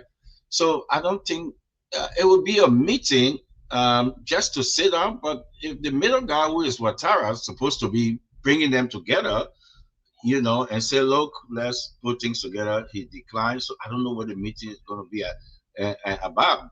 But let's see, maybe he will change his mind and go there. Well, he's supposed to be the middle guy. So for me, I don't see anything coming out of that meeting without the middle guy. Stanton, if I may. Well, 1 minute, we'll come to you. Let's go back to Representative Bia, please, Dr. Boplai. Except Representative, you want to wait at Dr. Boplai coming? Maybe you want to press on something here, and we'll come back to you. Yeah, Dr. Boplai can go ahead.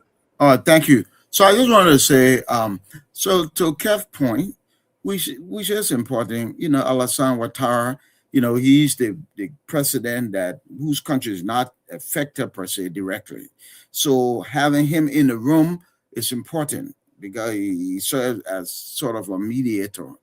However, with him not being in the room, the three presidents of the Mana River Union can still meet, and they can still discuss the issues, and they can still raise their concerns, put it on the table, and they can still agree amongst themselves that this is the way forward. Mana River Union has existed for a long time. We go there, we sit there, we talk, and we come up with agreements without having third, fourth, fifth countries sitting in the room. It would be good for Ouattara to be there, but if he's not, I think that these presidents can still meet, and they can still have conversation, and they can still come up with a resolution. And that is our hope. But what actually, and we'll get to that, right? The president going there tomorrow.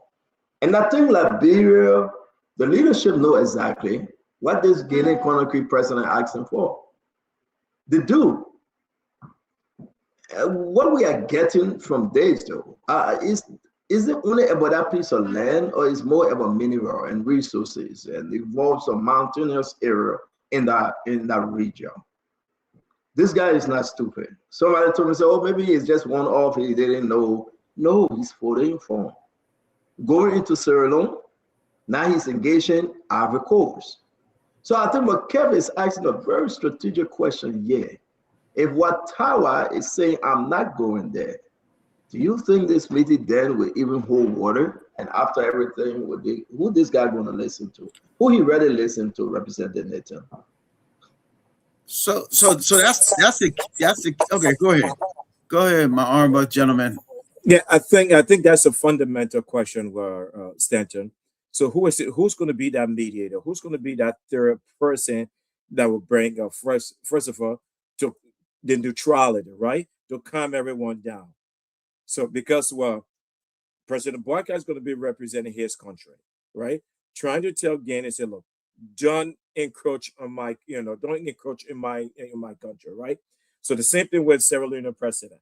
So the Ivorian president right now is that third party that's going to come in and say, okay, now let level head prevail, and let's look at things from the Mana River Union perspective, respecting each one of our sovereignty. Right now, the question now lies is, Stanton, and you just asked that. The question now lies is, I think our government and the Sierra Leone government, I think, knows exactly the intent of the Guinean president. So the question is, how do diplomacy go and we solve this problem and move forward? Because with what he did in Liberia and Sierra Leone, this guy has a plan. A president just don't get up in the morning and say, you know why?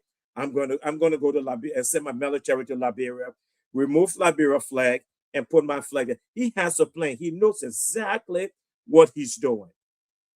So, and I think when our presidents get there, we should go there and to defend our homeland, one, and also keep stability within the union.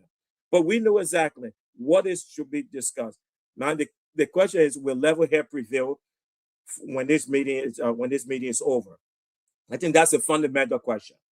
Because if the Ivorian president is not showing up, who in that room at that point in time, in that meeting, that will have a level head to prevail for a greater discussion, for this president to leave Guinea with some kind of compact sign to say, well, we have this stable now, and this not going to happen again moving forward. I think that's a fundamental question.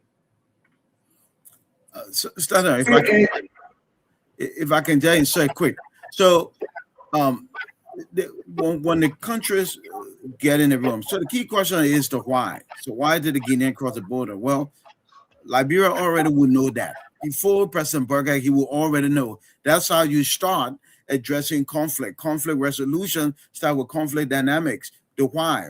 Why you crossed my border and why you came and why you took down flag. So our government already know going into the room. So you come into the room with the strategy of how you respond to that. Yes, you're saying that our government should already. They don't know whether they know. Yes. Okay. Already know. You're right. Should already know when you get there. The president in particular, his people have to already tell him, look, the people say the king be gone, that land for them, so and so, so and so. He already know that. So you come with strategy of how to address it. And listen, if there's nobody else in the room, I think there will be somebody else in the room, even if there's not the Ivorian leader. You know, the government complained to the AU and I believe ECOWAS during this conflict. So there'll be somebody else in the room. But even if there's nobody in the room, if the three of us in the room and you did something to me, I can make my case that what you did was wrong. Don't do it again. And we can sit there and we can find, wait a minute, we can sit there and we can find a way forward. But it's always better to have somebody in the room who was not directly involved with the conflict. And I believe somebody else would be there, even if it's not President Ouattara. But Dr. Bukla, something if I may come in quick. Dr. Bukla, listen, and you listen to what Jerome said. In the mind of the Guinean president, the land is belong to them. So when Joseph Imam Boka in that room with no mediator and tell him you can't even land, he will say, no, that land belongs to me. You got to have a mediator there to say, no, let's come together and see how you can do it. The Sierra Leone president will be saying his own, Liberia president will be saying his own. He will stick. They're reporting it that land belongs to them, and that's what Jerome's saying. It's on the media, it's on the newspaper, it's what they feed it into.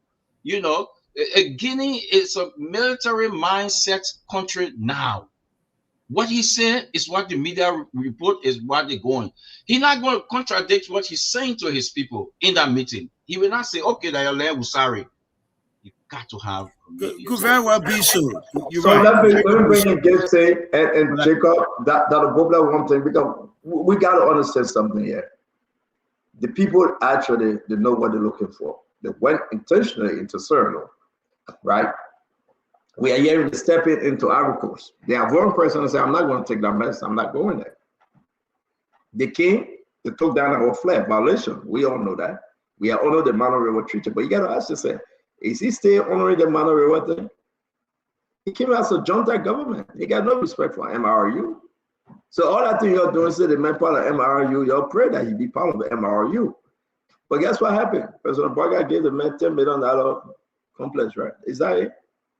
As MRU gave, right? I think so. I might make a mistake. 10 million, how much? But let's move on. So at the end of the day, guess what we are? This man wants something. I don't think he wants sand. I don't think he wants the Tintin and the Bablet in our water. I think it's more. It's about the mineral within that area. And that's what he's coming for. He's not stupid. He just built an $18.3 billion railway. You know, you saw it. And this man is coming for the Benjamin, the resources. So what would President Baka tell him? What would be that message? Bio will be speaking for himself. Like I say, President Baka have to speak for himself. Who's that middleman there who say, I will take note and advise? You are going to a junta leader that say he's president, but yet and still he's still holding on as commander for the junta. It's a conflicting area, but I think the president is trying, Keston, let me come to you as we welcome our brother Jacob. What message President Walker will be carrying?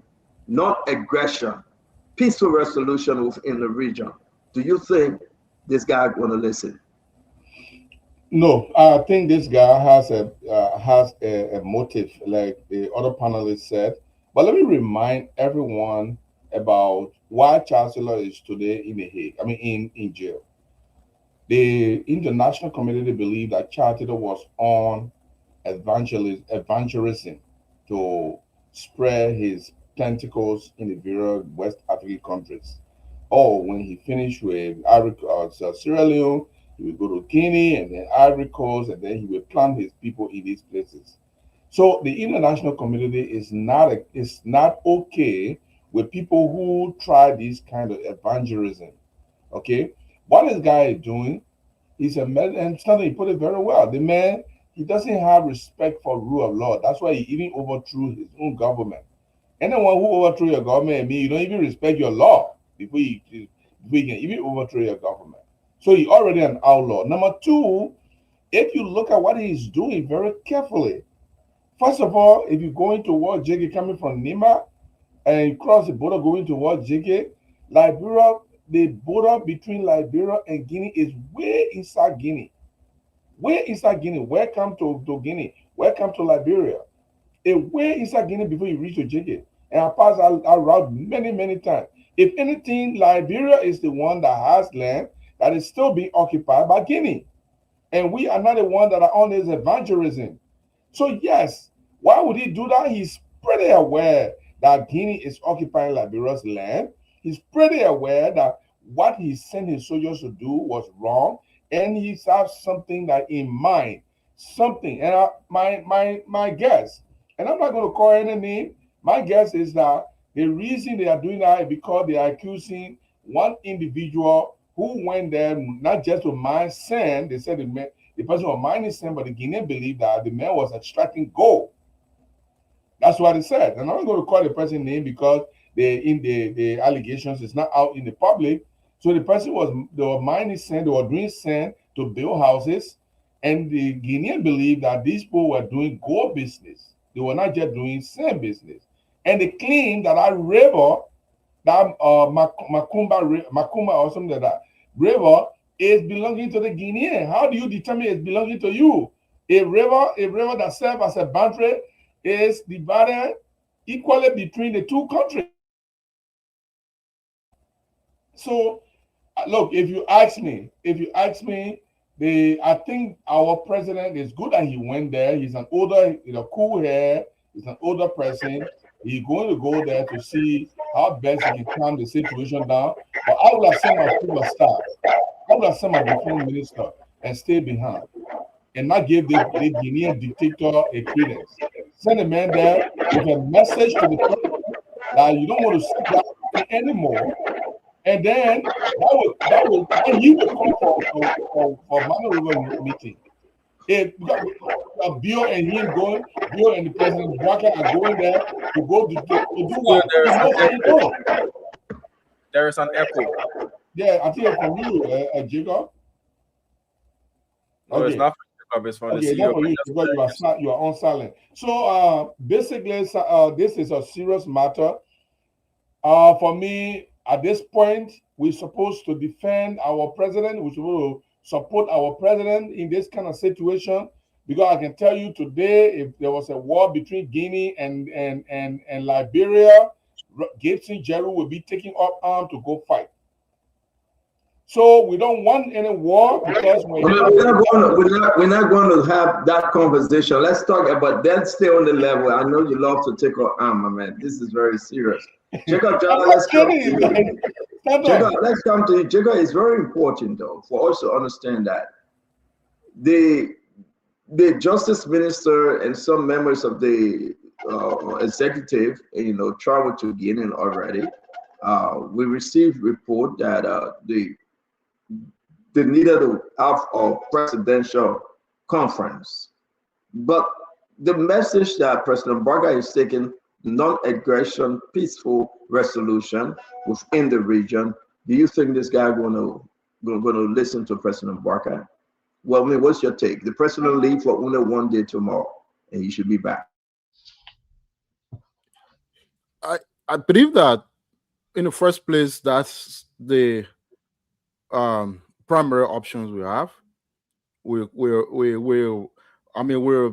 basically just being like forcing that direction, because obviously it is our best bet as a country. We definitely have a very traumatic history of war and violence.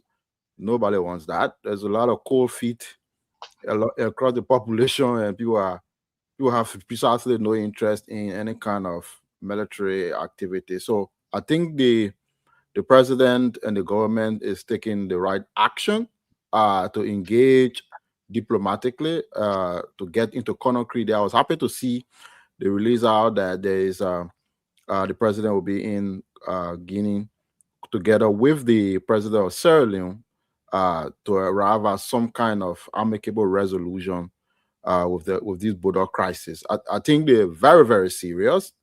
For me, I don't think this is just some kind of like a flash in the pan thing, or just some kind of few army officers straying across the borders and in an indisciplined fashion. I think it's way more than that. I think and I thought it looked like that to me in the beginning, but for the fact that we see now at the very top of the Guinean government, the authorities there, the president, and is attracting all these leaders, President Bouaka, and of course, it means that this is something very, very serious. And we're hearing news that the Guineans are laying claim to areas around the Makona River. So I think maybe the ECOWAS has suggested, I can speculate that, okay, you know why? You guys engage at the bilateral level, first country to country, and engage. And then I find it a little bit, I have like a declining hope that the arrangement in Conakry will really yield result. I'm not that optimistic. I hope it is not a meeting that will like everybody sticking to their guns and say, okay, this is my side, this is your side, like Kev was talking about. I sense that may be the case, that may be the outcome of that meeting. So I'm a little bit pessimistic about the outcome of the meeting in Conakry. So I think this whole issue will go at a regional level, at the level of ECOWAS. And then I think ECOWAS will have to step in there. I don't know whether they have some kind of committee there to reconcile borders and deal with some of these issues, but I think the ECOWAS inevitably will have to come in to resolve some of these things. Hopefully, I'm wrong, that they can be, people, they can reason together tomorrow, or I don't know what the days exactly is, and find a solution. Otherwise, we may need ECOWAS to step in regional power, the regional bloc. And again, we want to say to all of you, the president will take a trip to Guinea tomorrow. We're going to close on this thing quickly. But the question remains, who actually this guy's listen to? The Guinean president. Who can convince him to say stand down? Will he even stand down? The guy have only one friend, and that's the president of Rwanda. Couple of things. Let's go back in history and just facing the fact here. When the man was opening the train that he's paid $18.3 billion for his railway station, was Bouaka invited? No, Bouaka didn't attend that meeting. Am I making a mistake yet? Did the old man Bouaka attend the opening of that? No. Other president, other people went there. He refused to invite the old man. Actually, do you think that you have a good relationship with President Bouaka? That's what we should look at first, Gabe. See, that we should understand that. Listen, how is this relationship with President Bouaka? President Bouaka can call Ouattara any day. He had that good relationship with Ouattara, Tinubu, Mahama. But what about this guy? And somebody said it right. The man went to Liberia, took down the Liberian flag and hosted their own flag. We are hearing that folks in the government running business over there, they may hear everything. You got people in Liberia. So this is some very serious issue. Who actually he can listen to? Who will he listen to, folks? Let's see the video real quick. This is the only person he can listen to on earth as a president. Forgive me. This is the only person this Guinean president can listen to. And we are surprised if all is true, and if it is confirmed that the Ivorian president will not be in that meeting no more, it can change, it may change, but as of now, he has declined the invitation. So the only president you'll see in that meeting no more will be Sierra Leone president, Liberian president, and the host himself, the Guinean president.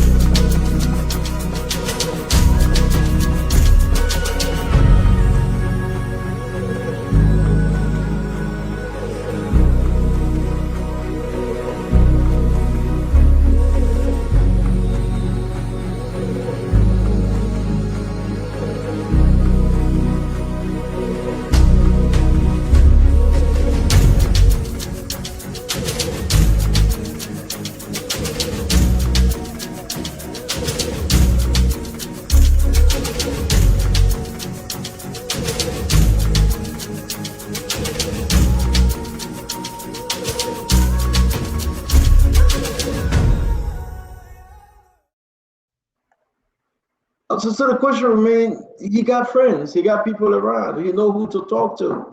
But I mean, are we going there with strength or with weakness? What's the game plan? Are we going to appeal to him, to back him? Don't send your soldier to the ball plan. Something is not adding up here, but we'll just follow it tomorrow. And somebody said it right. The government is not speaking on this issue. Why the government so secretive though? This thing about the meeting came from where Guinea?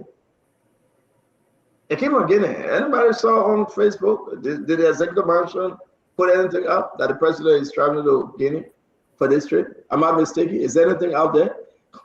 Chico, have you seen anything on Facebook? On the executive mansion page? I mean, let's check. Yeah, put anything out there? Yeah, I saw a link in our chat group that I followed. But... So if Kuda did, then that's fine. What's the last thing? What the link said? The link said the person will be traveling to Guinea. And President Baga called for unity and compassion at the 2026 presidential after dinner. That's why I see here. That who phone ringing? Somebody phone ringing. They're saying that President Baga called him for dinner, prayer for dinner. Oh, E-Marshal. Yeah, E-Marshal, executive marshal. How many E-Marshal they got? No, you know. Yeah, so do we have anything? Is it out there now that the president will be traveling tomorrow? Kev, are we seeing something that'll go black? I mean, I'm just checking. It's been 2 days now, 3 days, we're not seeing anything. So that's what Gibson's saying. Somebody said it. The preparation, the government is moving slow on this issue. Somebody is moving slow. So will the president even travel tomorrow? But I can confirm he will travel tomorrow. But Jeremy Pierre is not speaking. Kula Fofana is not saying anything. So are they considering, is this a serious issue to them? Or do they think that the background negotiation is working and they don't need to speak? Real quick, we can close on this and move on. What do you think, Dr. Buble? Why are they not speaking? Is this a serious meeting tomorrow when they are so quiet? Or will they post it tonight? What do you think, Dr. Buble? Well, I already spoke about that part. I said already that it concerns me that not only on this matter, but on other very important matters, it seems like the key people on the president team are always playing catch up and coming from behind. And the president need a team, the country need a team that's ahead of things. As soon as things start to brew, you get ahead of it, and then you speak to the public in different media and different manners so that people know not only you're on top of stuff, but then you ameliorate the concerns of people. But I would say this, though, whether the president goes tomorrow or he go the day after tomorrow, the three things that are important for us Liberians. First is solidarity. And I think Gibson spoke to that earlier. It's solidarity. On this matter, we're together. Okay, our president is going to talk about something that's important to the republic. We're behind him 100%. So it's solidarity. We stand together. Second thing is sovereignty. Okay, this is an important matter. This is not just cross-border trade. Okay, this is a matter of sovereignty. We have our borders defined. So when you step across my border and you try to make claims about property that the whole world knows belong to me, it's a matter of sovereignty. So it's at the highest level. So we have to wish the president and the team well, whether they go in tomorrow or the day after. But the third one is strength. I don't think if the president walks in the room, he's going in from a place of weakness. He's going from a place of strength. And that's why I say that. Strength is not just military. The power of persuasion. You can sit in the room with people who came with intentions that were the opposite of yours. You can use the power of persuasion to move people from a place of confrontation to cooperation. So the president and his team walk into the room from a place of strength, because there is strength there in the ability to persuade people. But the other part I would say finally is this. All this stuff about military, we hear it. But Liberia... Where's the strength? Yeah, but listen. No, actually, we got to talk. You can't say I'm listening. Forget the military. What's the strength? The president is going to that meeting, you say, with strength? Yes. Point to the strength. There is strength. Yes, what I'm saying. There is strength. It's called the power of persuasion. I can get you to do what I want you to do without having to use missiles and bombs. And I think that particular power is still available to the president of the Republic of Liberia. So the president has persuasion over this matter. The president going with persuasion. The power of persuasion in negotiation, he has that. Okay, but yes, the other part. I disagree with you. Your relationship with the person will point out to whether you have any persuasion over that person. Your relationship. Does this person have a relationship with a very close relationship like he does with other countries within the region? If you're talking about Guinea, point to something that can show us that he is very persuasive when it comes to Guinea. And good, fair point. You know, I was just in Guinea a month ago. Point to something. Tell us. Listen now, fair point. But yes, what I want you to understand also, CEO, relationship have birth and lifespan. In other words, a great relationship can be formed in the midst of crisis. So you are just telling us that it's not alive yet. You just telling us that it's not alive yet. It's going to be alive when he appears there tomorrow. Exactly. So relationship can be birthed. It's staying in the better. No, seriously, stay in the better. That's why you tell you. You can't play this with us that are popular. There's nothing there. Say it. What I'm saying to you is there is a possibility that even in the midst of crisis, a relationship can be birthed that germinates and generates cooperation. You can't rule that out. When people walk into the room, you don't know what will happen depending on how you present your case. But here's the last point I want to make that I think we all as Liberians should remember. Yes, we know about military and all this stuff, man, talk. Liberia is still a sovereign nation. We are not going to roll over and die, okay? So if push comes to shove, the nation, the republic, will do what the republic needs to do. So yes, we have strength in the power of persuasion, but we also have strength in other sources, whether it's from our allies, whether it's from our own military. We too have strength. We're a sovereign nation. We're not just going to roll over and die. Thank you very much, Dr. Boblet. Representative, let's hear you, though. It's very confusing for us. I'll put it up when you're ready to speak. Okay. Representative Bia, let's hear you, sir. Yeah, well, Stanton, thank you. Let's go back to the first question that you alluded to, right? First of all, if governance is complex, right? So our communication with this event, as you asked I think you asked Jacob, which is this communication on the executive management website, and this information Senator, I think you said, well, you gathered this information from a different source, right? It was not actually from the Executive Marshal website. So basically, we have not, what I mean, our government have not actually put anything in regards of their trip tomorrow, of this bilateral or trilateral conversation tomorrow, right? That we have not. But again, this is part of governance, right? At this point in time, governance is like a parent. It's not just writing a piece of paper saying that you send a press release. You said no. It's about time the leaders stand up to its people and explain to its people and give them hope. And because the leader gave us hope and gave us hope and say yes, and we're going to this meeting tomorrow and we're going to be looking forward to this, right? And there is a certain time that the leader comes and speak just to bring everybody together. There's a certain time the leader comes and speak to understand that to give its citizens hope. They say, well, the meeting will go in tomorrow. Fast forward. And let me ask the panelists, I think everyone that's listening in Radio Land, is this the first time that Guinean president, the Guinean government have actually come into Liberia to take something? I don't think so.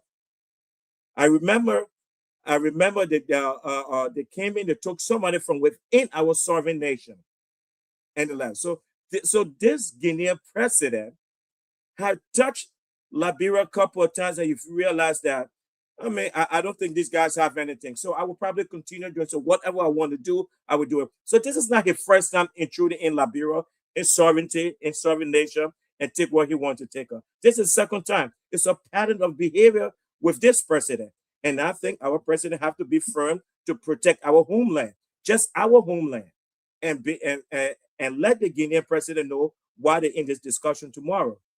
Another thing that I'm very curious about to find out, because when this incident occurred, I think our government extended they wrote communication to ECOWAS, to the African Union.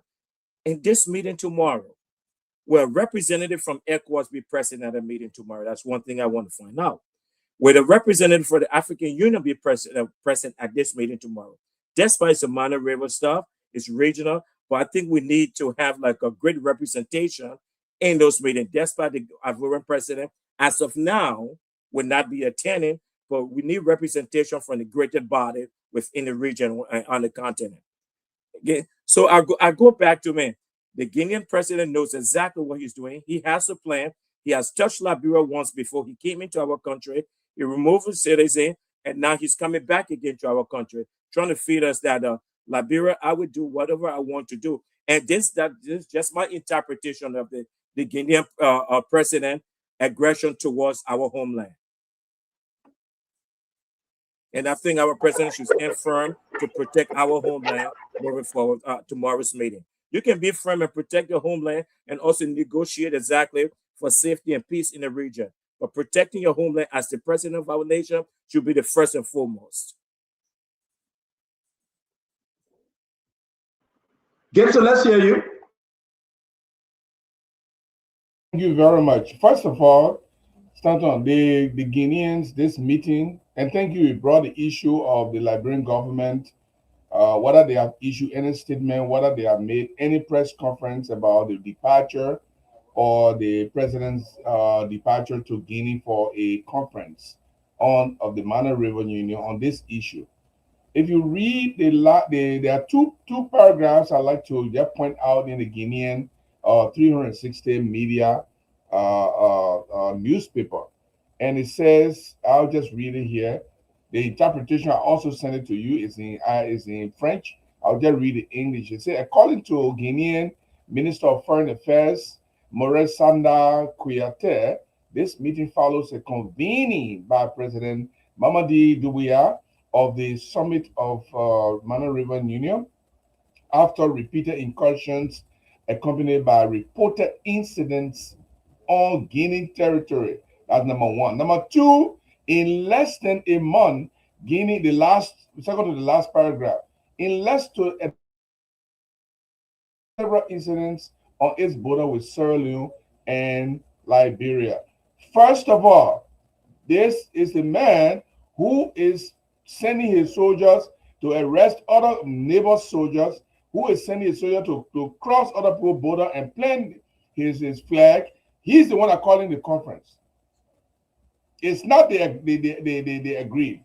It's not Sierra Leone that calling the conference. According to the Guinean foreign minister, the Guinean foreign minister is telling the people in Guinea, our president calling the meeting because the people continue to do bad thing to us. It is not Boakai who called for it. Why is he not concerned? Why is he not calling for it? It's not Bio who called for it.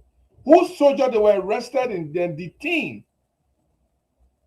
It is the military man who did all of these things. Say, you come to meeting. In fact, you come to me. I'm not coming to you. You come to me. This is a clear plan. Thank you, Brother Bia, for mentioning the issue of the test. The man tested Liberia. The willpower of our leadership. They asked for a person who's supposed to be protected by Liberia, and they were successful in having Liberia to send the person overnight. That's how you test the strength of other people.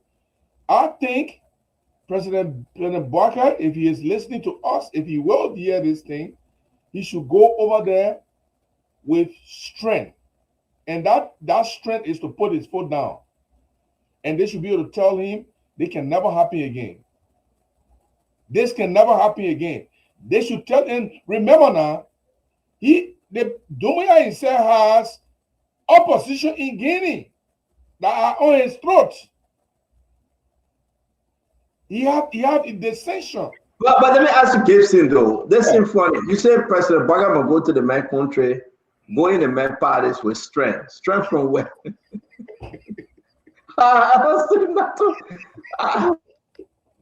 But man, look, I just gotta say. Yeah, let me come to you. I still not to understand where the strength coming from.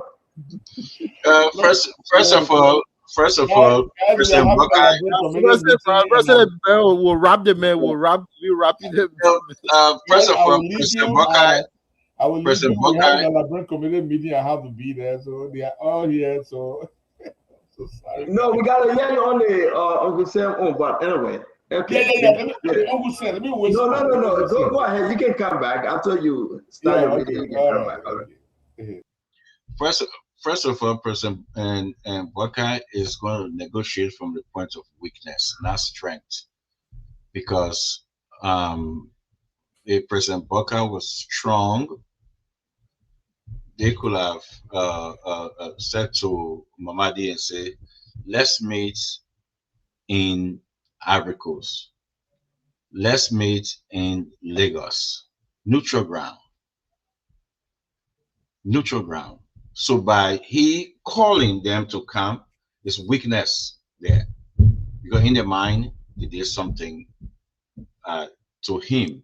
So it's weakness there. So now it making sense why Ouattara would say, look, I've been in this business for long. I don't think some young guy will be calling me for a situation like this. They're supposed to come and meet me, right? So you see why it making sense why Ouattara kind of would decline to go and all that stuff because of that ground.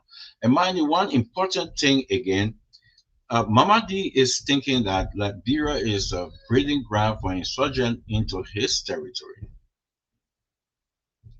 It's something that a lot of people are not doing. Is what he's thinking, that Liberia is aiding and abetting an opposition into destabilizing his country. It's one of the things that Mamadi frowned on. So there's a video that he walked past, he shake everybody's hand, and there's kind of like shake his head a little bit with Josiah Boakai and pass. So it's something more deeper into that, into this case, because of all and Nathan, you talk about coming in and getting somebody from Liberia territory and going back. So all these things mix up in here. So I think President Boakai should have gone to a neutral ground with the same invitation, go to a neutral ground and and sit down there and talk. But by going to him and he called them, and the Sierra Leone president Boka, it's not from a point of strength, it's from a point of weakness right there, because they can't go there and demand it. Yeah, but I think Bio is the president of ECOWAS now, head of state. He's the chair. But notwithstanding, though, for them to call them, well, this guy is not part of ECOWAS, right, Jacob? They're gone. They left ECOWAS. So forget ECOWAS. Forget putting ECOWAS in this conversation, because Guinea Conakry left ECOWAS. Am I correct? Since they took over, they're trying to bring them back, but it's a problem. But we're gonna give it a chance. We're gonna monitor it. But I can say the president going for only one day. Ouattara say I'm not coming. So it's with Bio now from Sierra Leone. It's with Joseph Yimam Boakai. What are they going to tell the guy? Don't come take our land. We're begging you. We'll negotiate. We'll give you peace. We'll not give you so. We get the army to fight war, but man, calm down. What will be that message? But overall message, the president will be leaving tomorrow morning. He's heading for Guinea Conakry early in the morning. They're going to have that meeting right now as we speak. The online meeting is taking place. It's just nothing concrete coming out of it. President Boakai going with this one line: listen, we need peace in the region, non-aggression. And you put all this thing together, people begin to realize that with this guy listening, who actually does he listen to? Jacob, want to welcome to the show. Yeah, I don't know where you bringing me in, but I was going to say, like, Stanton. No, I mean, for me, I don't see a problem with answering to the call of the Guineans if an invitation was extended. It's better to go there, and of course, my expectation will be that the president will lay down the Liberia case quite firmly and decisively and say, look, you know, we think we have our territorial integrity is being, you know, stepped all over.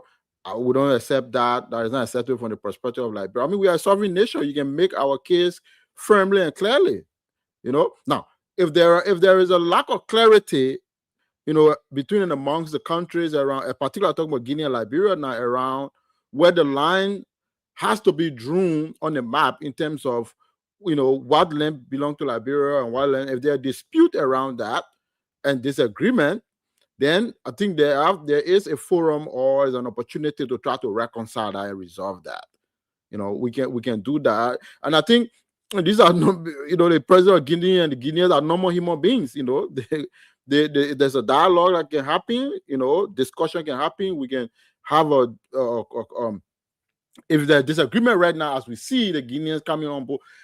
The only problem I have, and let me go back to that. The only problem I have, and Dr. Robert talked about that, and I think most of us have talked about that already, is the lack of clarity, there's lack of information from our perspective as citizens in the first place. So, I mean, as involved as we are today, look at us just doing ifs and buts, maybes, could have, should have. I mean, we're so uninformed on the matter that, you know, we have to almost be hashing our language here and there. So the government itself has not been able to communicate openly, quite clearly on the matter. Maybe the reason could be this is sensitive national security issue, and they want to resolve it in the background, diplomatically, and at the end of the day, communicate an impact from this issue. If that's the case, then maybe, but as far as the public is concerned, we're talking about it now, we don't have a lot of information. I saw somewhere online that the chief of staff of our national army of the AFL had a meeting across the border with a counterpart from the Guinean side. We don't know whether that was true. If it was true, we don't know the outcome of that meeting and all of that. So we are swimming in a vast ocean of speculation here, and it's so difficult. I don't think so. I don't think so. Maybe you are, but what we are saying, the president is going to Guinea. That's true. The president going for message peace within the region, non-aggression. That's true. That's the president message he's taking. The president going to spend one day in Guinea. That's true. Ouattara say he's not going. It is confirmed that Ouattara have declined the invitation. That's the fifth truth. Why is that you say that speculation? No. When I said, Stanton, you saying it. I can choose to doubt it, I can choose a question. I'm talking about the government of the Republic of Liberia. You know, they're under obligation to communicate to the citizens. If government says so, now I can easily say, maybe I don't believe that. I'll be right to doubt it. But if the government says something, then that's absolutely clear that the government position on the matter is this way, and they're communicating. The only one communication I've seen from the government on the record on this matter that came from the Ministry of Information the last time. Since then, there's never been no press conference. I have not seen any information. Let me ask you a question. When CNN put out, and this is a unique question, when CNN put out their report, and every day you watch CNN, do you doubt them? Do you wait for the American government to come up with a statement? No, if the CNN is quoting the government, they say, okay, they're quoting the government, right? And the government sources. You're wait for government to get report, they will not get it. Oh, you tell me, say, a government sources, you just say.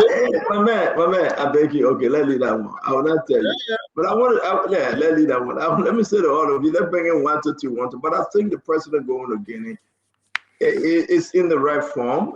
The president should honor the invitation. He will be there. But what I hear you guys saying, I have to black this person. They just called me too much. I don't know who is this. Now, what I hear you guys say is very important for you to know that Jerome Pierre or Kula Fofana got to be even more open, transparent. 24/7, Nathan, 24/7. They got to be speaking. But what about this thing that everybody's careful?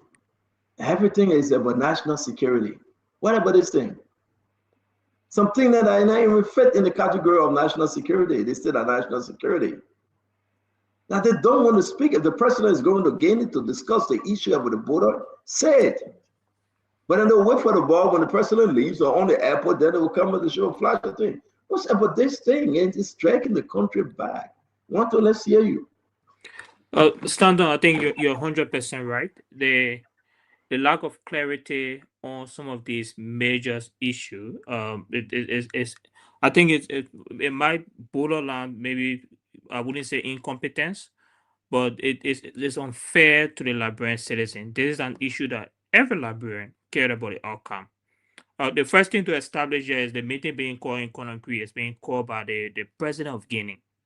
The last time I was on, I think 2 days ago, I asked a specific question. I said, these are the actions that Liberia can take. Liberia can officially call for the Monrovia Union meeting to propose the violation from Guinea. They could also call for the urgent UN Security Council meeting to also establish the violation from Guinea. Because there is a border encroachment, the violation of the Monrovia framework, violation of AU, violation of even the ECOWAS principles and the UN Charter specifically on territorial protections. So we haven't done, I don't know how far we are, so I wouldn't want to say we haven't done that. But what we're seeing here with Guinea, someone in Liberia and Sierra Leone, it means that we should be the one doing it. Someone was shot in our country, but instead, Guinea is the one summoning us to have a conversation. The framework of the conversation, I just researched it. The whole conversation is that Guinea is calling for a meeting on a basis that their border, their territory, they are being territorial incursion from Liberia and Sierra Leone. So Guinea, after bringing armed men into the border of Liberia, shooting on Liberia citizens, is still calling Liberia to a sitting to say, yes, we did this because you guys violated our territory, and we are calling you to have a conversation why you violated our territory. So I think this is an embarrassment to our government, and this is a fair criticism. We should have been showing leadership specifically on this issue. I wouldn't say the president should reject the invitation, but my concern here is what specifically is the president going to say to Guinea? You know, you are visiting a country that violated your territorial laws. If I'm shooting a citizen in your country, but you are visiting that country that summon you, they didn't summon you because they violated your territory. They summon you because they think they were in the right mind to violate your territory, shoot a citizen in your territory, and blaming you that you violated their own territory. That's why they took the action. So this is the framing of the conversation. It's very important we'll be able to think about what framing of the conversation is going to be happening in Conakry. I do think we still have a time to do this. I mean, it's brilliant enough that Spoon is providing us the information, but the Minister of Information should be the one providing an update on this entire meeting. The president is traveling on a major issue that is of national concern. The Minister of Information is not providing information. The press secretary to the president is not providing us any update on what the meeting is, what Liberia's position is. We don't even have update on the steps taken by the government since this issue. We have no update. What kind of governance are we having? And we should be concerned. For me, I'm very concerned as a Liberian. What kind of protection? If this was Ghana, the situation would be different. We saw what Ghana did. Ghana, when there was a Russian guy recently, and I will end on this note, who came into several other African countries and recorded women, especially Ghanaian women, without their consent. Ghana summoned the minister from Russia, asked him to provide details of the citizen, travel to Russia, ensure that there will be some level of governmental inclusion in this entire issue. We're seeing that with multiple other citizens. We need our government to do the same for ourselves. We need to stand for ourselves. We have our card here. We may not have the military might as Guinea. We have the UN Security Council, which is our biggest card. Did we use that privilege to even report or establish the fact that Guinea violated our territory? We didn't do that. So for me, I do believe we are failing on this. We still have time to do it better, but stand on this is embarrassing, honestly. Tamo, you want to add something? Yeah, I want to have my 2 cents on this. Conflict resolution is key in this, and the fact that the Guineans feel that a portion of their land was incurred upon, or there was an incursion, that is the crux of the matter. So whether the meeting is held in Ivory Coast, or the meeting is held in Guinea, or the meeting is held in Sierra Leone, our concern should be knowing what their qualm is. Remember, they sent a delegation ahead first. The justice minister also followed. And now the president is attending a meeting that will have the Sierra Leonean president, who Sierra Leone also suffered similar fate, where some of their soldiers were arrested. Now, going to that meeting doesn't show weakness from my point. Going to that meeting is to hear what the issue is one-on-one. The fact that the Guinean president is going to be in that meeting with our president, it means they are going to state what their issues are. And then we move from there. What caused this? What is the reason for this incursion, according to them? What are the borderlines? What are the boundaries? They will present their documents claiming what is their portion of the land. Liberia has got its own to show that, okay, this land was demarcated in this year. This portion of the Makona River is ours. This is our territory. And there are also mechanisms. My point I want to make clearly is, CEO, while we are taking on the soft diplomatic stance, that's the liberalism, we should also be looking at the realist aspect that even though negotiations are ongoing and diplomatic efforts are being put in place, what are we doing ourselves to make sure that this doesn't happen again? Like what we saw when the Guineans incurred on our land and there wasn't any presence of security. Now security is there to make sure that that doesn't happen and a free entry into our country can happen. That's what I want to say, CEO. President Baga attending that meeting for me is not a sign of weakness. It's a sign of going there to observe, listen, make his point, and get back and see what Liberia can do as well. Thank you. And I think I agree with you. The president attending that meeting, the president should go, but we have our own problem back home. Now the information drama is not just coming. That's our problem. And, over here the people were spraying everything on wait. You know what? They will get a press conference on Liberia Air Force One. That's what Donald Trump usually do on Air Force One. All the journalists get on the plane and they gave a press conference. It's 2 hours to vote. Chico, he laughing for. On Air Force One, they will get a press conference. Liberia Air Force One. And they have to be able to say, but guys, we got to move on. I think Senator, just quickly, I know we got to move on, but one person that we haven't discussed in this whole issue, and she should be the leader of this right now. We're even talking about the president going ahead over there. Where is the foreign minister? From the very onset of this thing, the foreign minister should be right there and there, working with the foreign minister of Guinea to negotiation on the back, and she come out to update them. Not even the information minister. It should be a foreign minister right now updating the public exactly what's going on, and the president trip tomorrow. So, and the foreign ministers actually is like MIA in this whole issue that going between two countries. That's the foreign minister role right now. So I just let me answer you quickly, and we'll continue with this tomorrow. The foreign minister will not speak except given the authority to.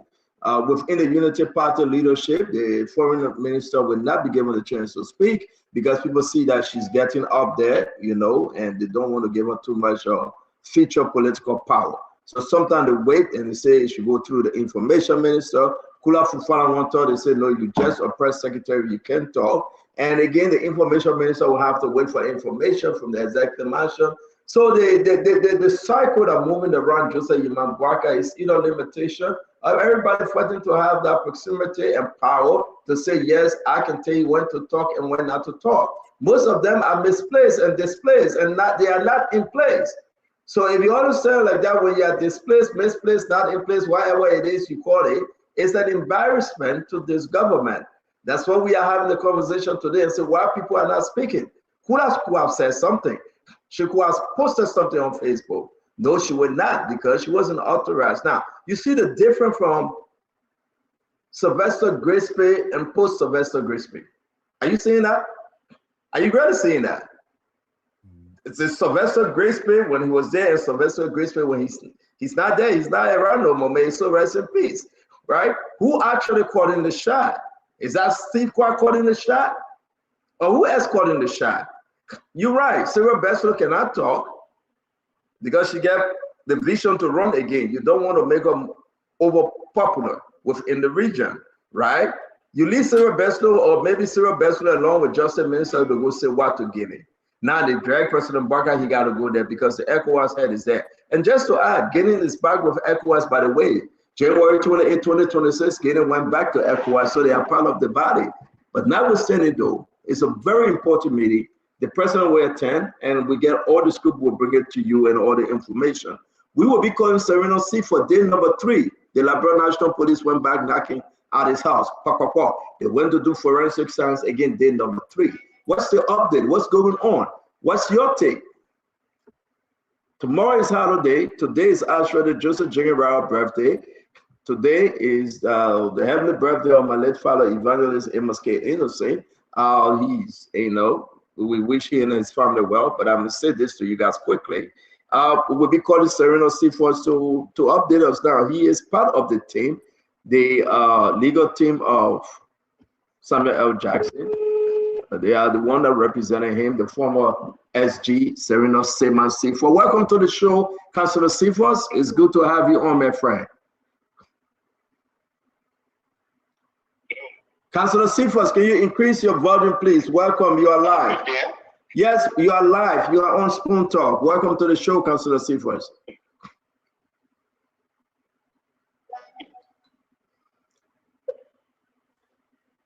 Councilor C4? Can you hear me? We are hearing you, sir. Go ahead. Welcome to the show. Thank you.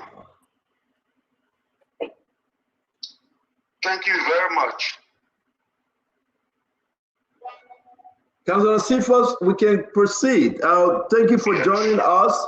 We heard today that you are part of the legal team representing Sam Jackson. I promise to be. Or are you not part of the team yet?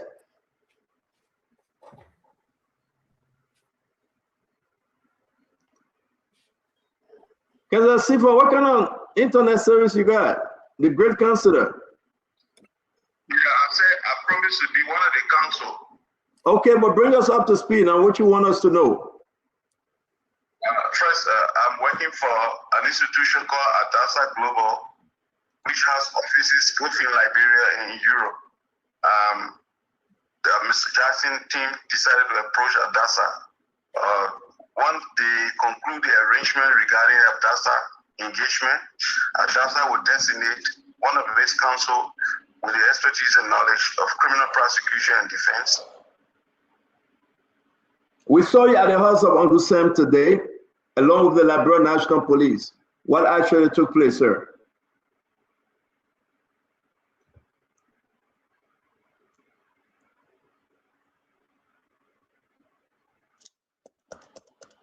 Councilor C4? All right, I know you will call back. His phone is giving problem due to internet data problem. Day number 3, the forensic folks were at Sam Jackson house again today, along with Mr. Jackson. What do you think going on? Or what's your take? Well, I think they're doing what they're supposed to do in an investigation like this. If they consider this foul play, and obviously have done so, as evidenced by the actions, then they will go to the site and try to. I beg you, Dr. Beauplaire, the councillor is back. Let's hear him. No worries. Councillor Cephas, go ahead. Okay, so as I said,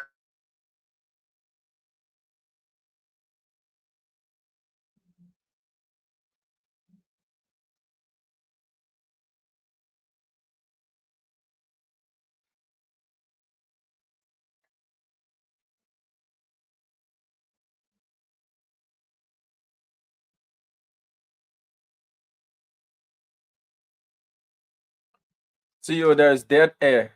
There's nothing on. There's dead air. I'm so sorry, and everybody just can't tell me. Councillor, can you start all over, please? My mic was muted, please. okay, I have said, and let me repeat. I work for an organization called Abdasa Global Consultancy. It has offices here in Liberia and offices in Europe. I happen to be one of the most senior counsel in the firm. So the team, the family team of Mr. Jackson made some contacts with Abdasa, and Abdasa designated me to make some representation at the police.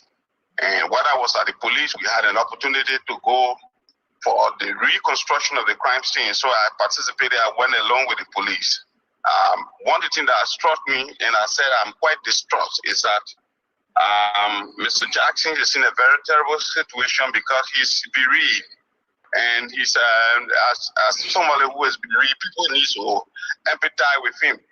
But what I noticed and what I've seen happening is that people trying to make his situation to turn it into a form where he will become the perpetrator rather than the victim. So that actually attracted my attention. So I followed the police. They did a reconstruction of the crime scene. They asked all the questions they asked for. The cell phone of the deceased. They asked for the laptop, everything we're giving. I insisted that we cooperate with the police fully and fairly so that there will be no problem. For the first time, let's give the police a free hand to do a professional job. And whatever the situation, the best area where we will find ourselves fighting will be in the courtroom. So let's see where the police come up with. I think that's what I can say for now. Now, thank you. Let me run straight to the group quickly. It's good to know that you are not yet been hired by the Jackson family, but you are willing and you think your firm would be retained to represent Mr. Jackson. Dr. Beauplaire, what say you? We have Councillor Cephas on. Yeah, so I started to say that the police is doing what the police is supposed to do and go and investigate a crime scene and try to do that forensic work. I am concerned though, and I don't know the councillor's take. If the first visit was this the first visit to the site? Meaning, was this the first access that the police had? The second visit. Or the second? This was the second visit. Yeah. Okay. The first visit, I wasn't there, but there was a lawyer who was present. The first visit. The second visit was first visit was construction of the crime scene. Second visit was reconstruction of the crime scene. So, Councillor, the first visit was on a different day, right? Earlier day. On a different day and time. Yeah. Which day was that? Which day was that, Councillor? I think yesterday. So Dr. Beauplaire, it took place Friday. They went to Uncle Sam's house. They didn't get anything from there. They allowed him to turn himself over Saturday morning. He did Saturday morning. They kept him, and this is the second major visit where they did searches. Friday, they didn't do anything. So this is the second. So they didn't have access to the house now. Just trying to get. Yeah, on the first day they didn't. The first day they didn't enter the house. Correction. When I accompanied them to the crime scene with the other lawyer, I insisted that since they wanted to do a more comprehensive and detailed investigation, we quote unquote the forensic team, I insisted that after we marked ourselves that they searched everywhere. Then they said, no, we have done that yesterday. So immediately they have access to the room. They searched everywhere yesterday. Yes. Yesterday, they did everything. So what they were doing was just reconstruction, because yesterday was the construction of the crime scene. Today was reconstruction. So thank you very much. But let me ask you a question, though. Again, you're well-known lawyer out there. People know you very well. When you take a case, you must have a result. You're like the Johnny Cochran in the Liberian setting. You say, if it doesn't fit, you must acquit. And a lot of people respect you. You see any way are you what, 90, 85, 75% that you will be representing Uncle Sam here? First, I noticed it's not just a question of representation. I have noticed there's a certain thing they call international criminal law. They call it a prior bar acts, evidence. Prior bar acts evidence. That prior bar acts evidence is what most Liberians use. For example, if you were a womanizer, and for some reasons another woman accuses you of things, people just say, "But I am liable." They bring that whole history. They will not even touch you on the current event that occurred. So part of the thing I've been seeing arise that there is an attempt by some individual to obfuscate the entire investigation with prior event that they claim occurred many years ago, and use it as a basis to have the police to form an opinion on that. But the police be professional, because every evidence gathered and every information is compiled will have to be translated into a report, and that report will be taken to court, and that report and the evidence will be tested, on the strength, to know whatever is gathered is true. So we are not worried about what people use. For example, character evidence, prior bar acts, evidence, taken here and there. I think Mr. Jackson is a victim, and I think there's a need for people to empathize with him rather than to demonize him as they're trying to do. I saw him today. He was quite distraught. Myself, I was, because I used to see here his wife, lovely wife. They used to be together, and every time they were so close. So for such a tragic event to occur, I think he should be treated. And I saw him as a victim, not as a perpetrator.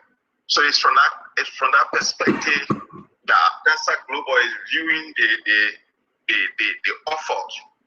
If we are getting involved, we'll get involved on the basis that he's a victim rather than a perpetrator. Is Mr. Jackson home now occurring soon? Is it locked down, closed to the public? Today, finally, the portion of the house where Mr. Jackson, his beautiful wife, once reside, was condemned, and then they placed the tape around it and declared it a crime scene. So it's a no-go area for now. Okay, let me bring Kev Hassan. Let's hear you, Representative Nathan Jacob Jada Lafayette. Good, it's good that you're joining us. We want to. I think I'll just pass on and ask a question. Let me ask Kev a question. You think the police proceeding correctly, Consider? Well, part of the deal is that as a lawyer, it's not your duty to suggest that the police are proceeding wrongly or correctly, because if you did that, you already, even if they were doing something wrong, they will correct themselves. But from what I've seen, I think they should be given a free hand. For the first time, I noticed in other criminal investigations, the police were never given a free hand to do the opportunity that they had today. We gave them the opportunity to ask any question, get an opportunity to do a holistic review of the crime scene, holistic review of interview of people present in the area, to do an analysis of whatever they wanted to do, the testing. So this is the very first time that the police is having a free hand. So when they're having a free hand to do a piece of job, we should give them the credit. The Supreme Court have said sometime in one of the cases in the 1950s that where death has occurred, they don't need to prove the issue of malice. The arrest have to occur, and from there they will have the people of interest, and then when they do an investigation, they can set them free. In some other instances, there were lapses in some of the issues, but in this case, I think we should help the police let remain, calm and let be circumspect in dealing with, in sending out information. Let the police do it well. The best place where the lawyers are supposed to be prepared to fight is in the courtroom. It's not outside. Even though there will be the context, there's the context of somebody outside who is spreading information, trying to inundate the media with so many things that what I was talking about, we call the prior bias evidence, where it has to do with past testimony of some records. They try to inundate the media with this kind of information to inflame position. But if that person turns drunk and come and appear as a witness, you will be regret ever. Even their own writer, you will see in that person writer, they say, they and Sam always have differences on issue. So one can understand, one can easily appreciate. Let me hold you right there quick before the later time. If I'm understanding right, Rufus, a gentleman wrote something on Uncle Sam and reported that. Are you saying that you had some beefing issue with Uncle Sam? Is it? You see, his own report, he said they always disagree on a number of issues. So obviously, he has shot himself in the leg. Oh, wow. Wow. Let me read what he wrote. Oh, okay. So they have been having some differences on issues. So now you are not representing Uncle Sam yet, and you're speaking not as his lawyer yet, because we know you will not be able to speak once you represented him. No, I'm not. Representative Nathan Bia. Thank you, Stanton. First of all, I want to extend my deepest sympathy to the bereaved family during this difficult time. My thoughts and prayers are with them. That's what people should do. Yeah. Yes, I was not able to do that yesterday because I was not on the show. But again, yes, Stanton, the question you asked about the police, definitely, I applaud the police thus far. From when the thing happened, the death of Sam Jackson's wife, and up to this time, I applaud the police. And I think the lawyer just said that. I think once you give the police the free hand and to give them the flexibility to do exactly what is due, that due diligence, to perform that duty, and it's not clouded with any outside interference, I think the police are doing a great job thus far. So I think let us continue to be patient and wait until the police collect all of the evidence and turn it over. Then we will see exactly what the evidence will lead. Then we'll should have a deeper understanding, a bigger picture to go into this matter. But this time, I applaud the police for the job. Well done so far. Thank you. Jacob? Okay, so good to listen to Councillor Seaford. On it, I saw a video today. Yeah, he was definitely there. So I heard him making a point here about potentially making reference to Rufus Berry, and I think his I don't know what they call a testimony online. So is he saying that now that Rufus cannot be a credible witness in this case, since he's referring to the fact that I don't know in which context that statement was released and what perspective he's trying to project. I really don't know. But be that as it may, but if you're right and say you and this person know we're having disagreement on almost every issue, and you're right, a piece like that, obviously, while many people who are very much vexed with this kind of situation will clearly try to read your intent. Again, as I was saying, I was talking about a new procedure of evidence that they call the prior, bias evidence, where people will say, okay, this man was a womanizer, blah, blah, blah, blah, blah, blah. They use it to try to convince the investigators to take side. But as it stands, I think the police actually on top of things, and I was absolutely convinced because they were camaraderie, and I wanted to say there was nobody was intimidated. In fact, we asked them to ask whatever question they wanted to ask, and they asked the question. So those things here and there, I saw photos about two things I've said. So let's spend in this area. I said it's not possible if there was an altercation, or somebody will be taking those photos at the same time while there's an altercation. So the first thing I said when they were distributed or posted, the first thing I said they will be full photo, and it came to pass that those photos, some of these photos were taken in 2021 and 2019.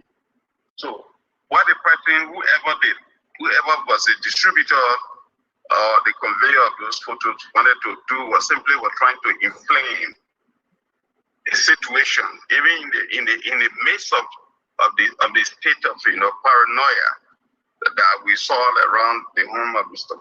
Jackson with his family. Somebody tried to induce a new issue absolutely unrelated to what has occurred by suggesting that Mr. Jackson confessed to killing somebody in 1985. That was absolutely preposterous. And clearly revealed an awful lot about how dangerous Liberian can be. But be that as it may, I think we should give the police a free hand to do the job. Whatever the situation, when Abdassa designate me to go to court, certainly we'll have the opportunity to test the probative value and materiality of the evidence that the police will bring. But until then, we should applaud the police and give them a free hand to be able to do the job. And from what I've seen, I think the police is doing this on course. Again, before we bring Can I ask my last question? I beg you, because what I wanted to ask about, is there going to be an autopsy as far as you know? And then 2 is Mr. Jackson at the police station still, and then maybe 3, is he going to go home tomorrow? I don't know. Is he going to be released after 48 hours tomorrow?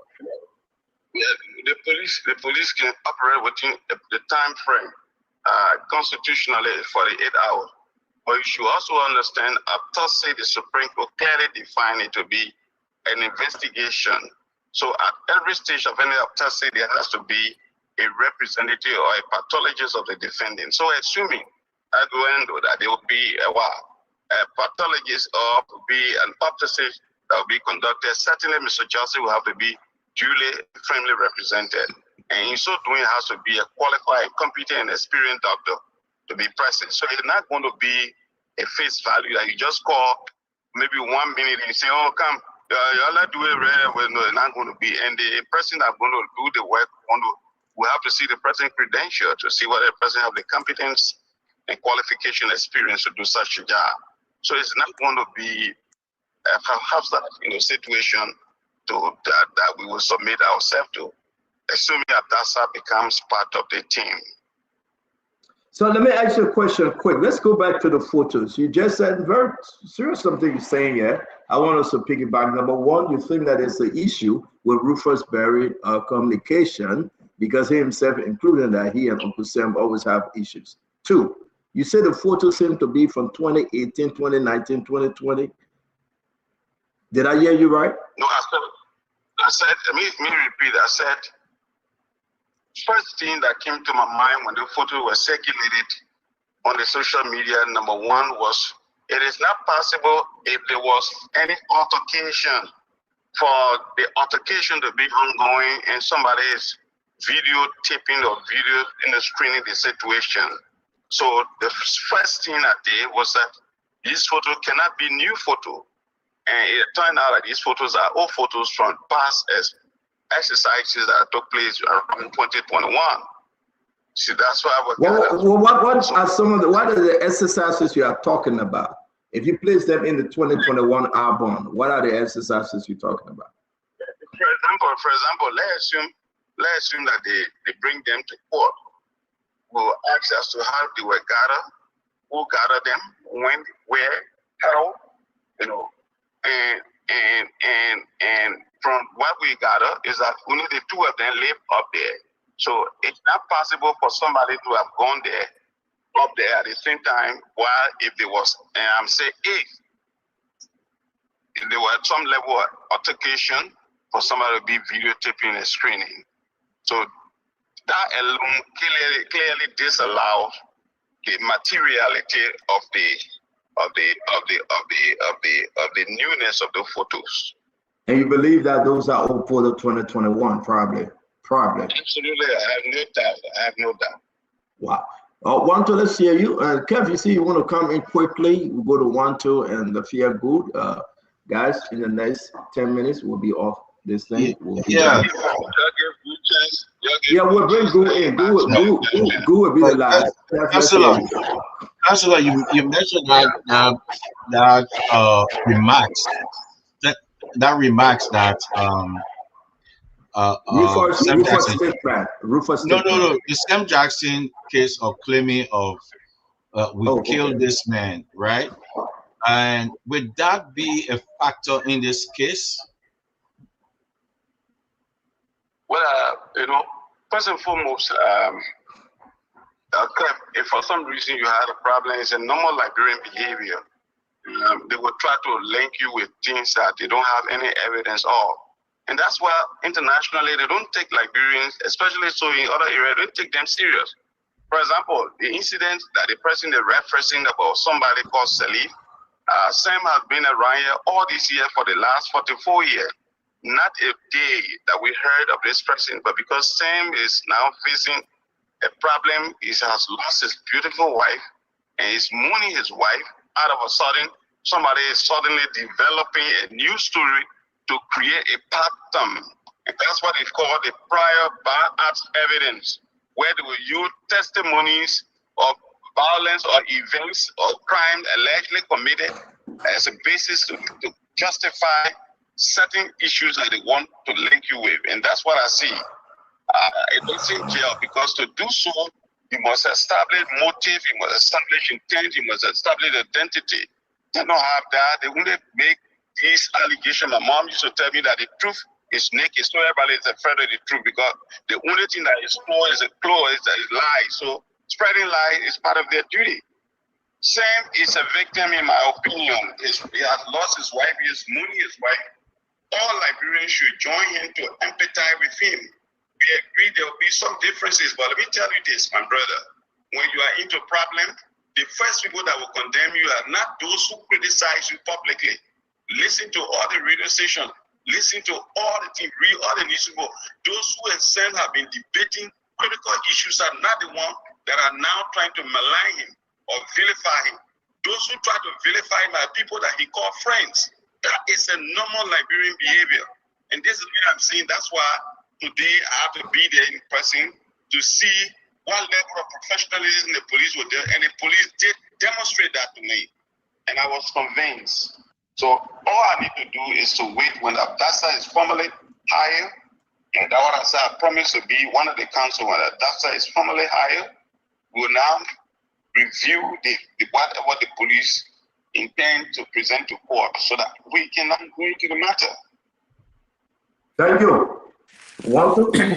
Yeah, I have a couple of questions also on Rufus' statement. Again, this is a terrible tragedy. We are hoping to have investigation come out in a best fair and possible manner. Just going back on the political statement, I do know obviously political affiliation does not invalidate or witness.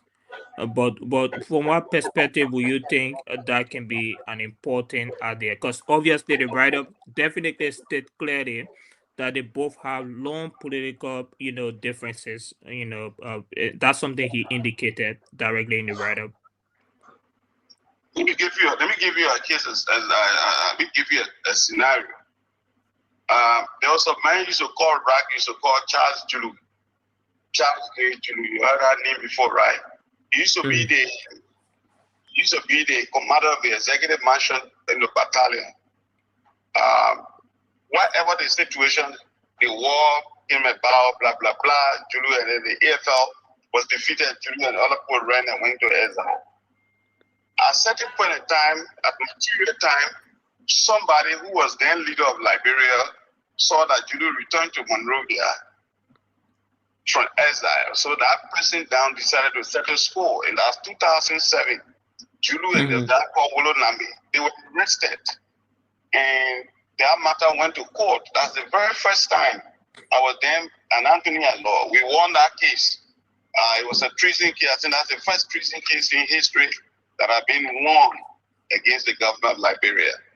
And the only reasons why that whole thing was perpetrated against Julu, but the leader then was because, according to that leader, she was the wife of all the quote-unquote in a barrack, and And Judy then was at the helm of this kind of abusive behavior.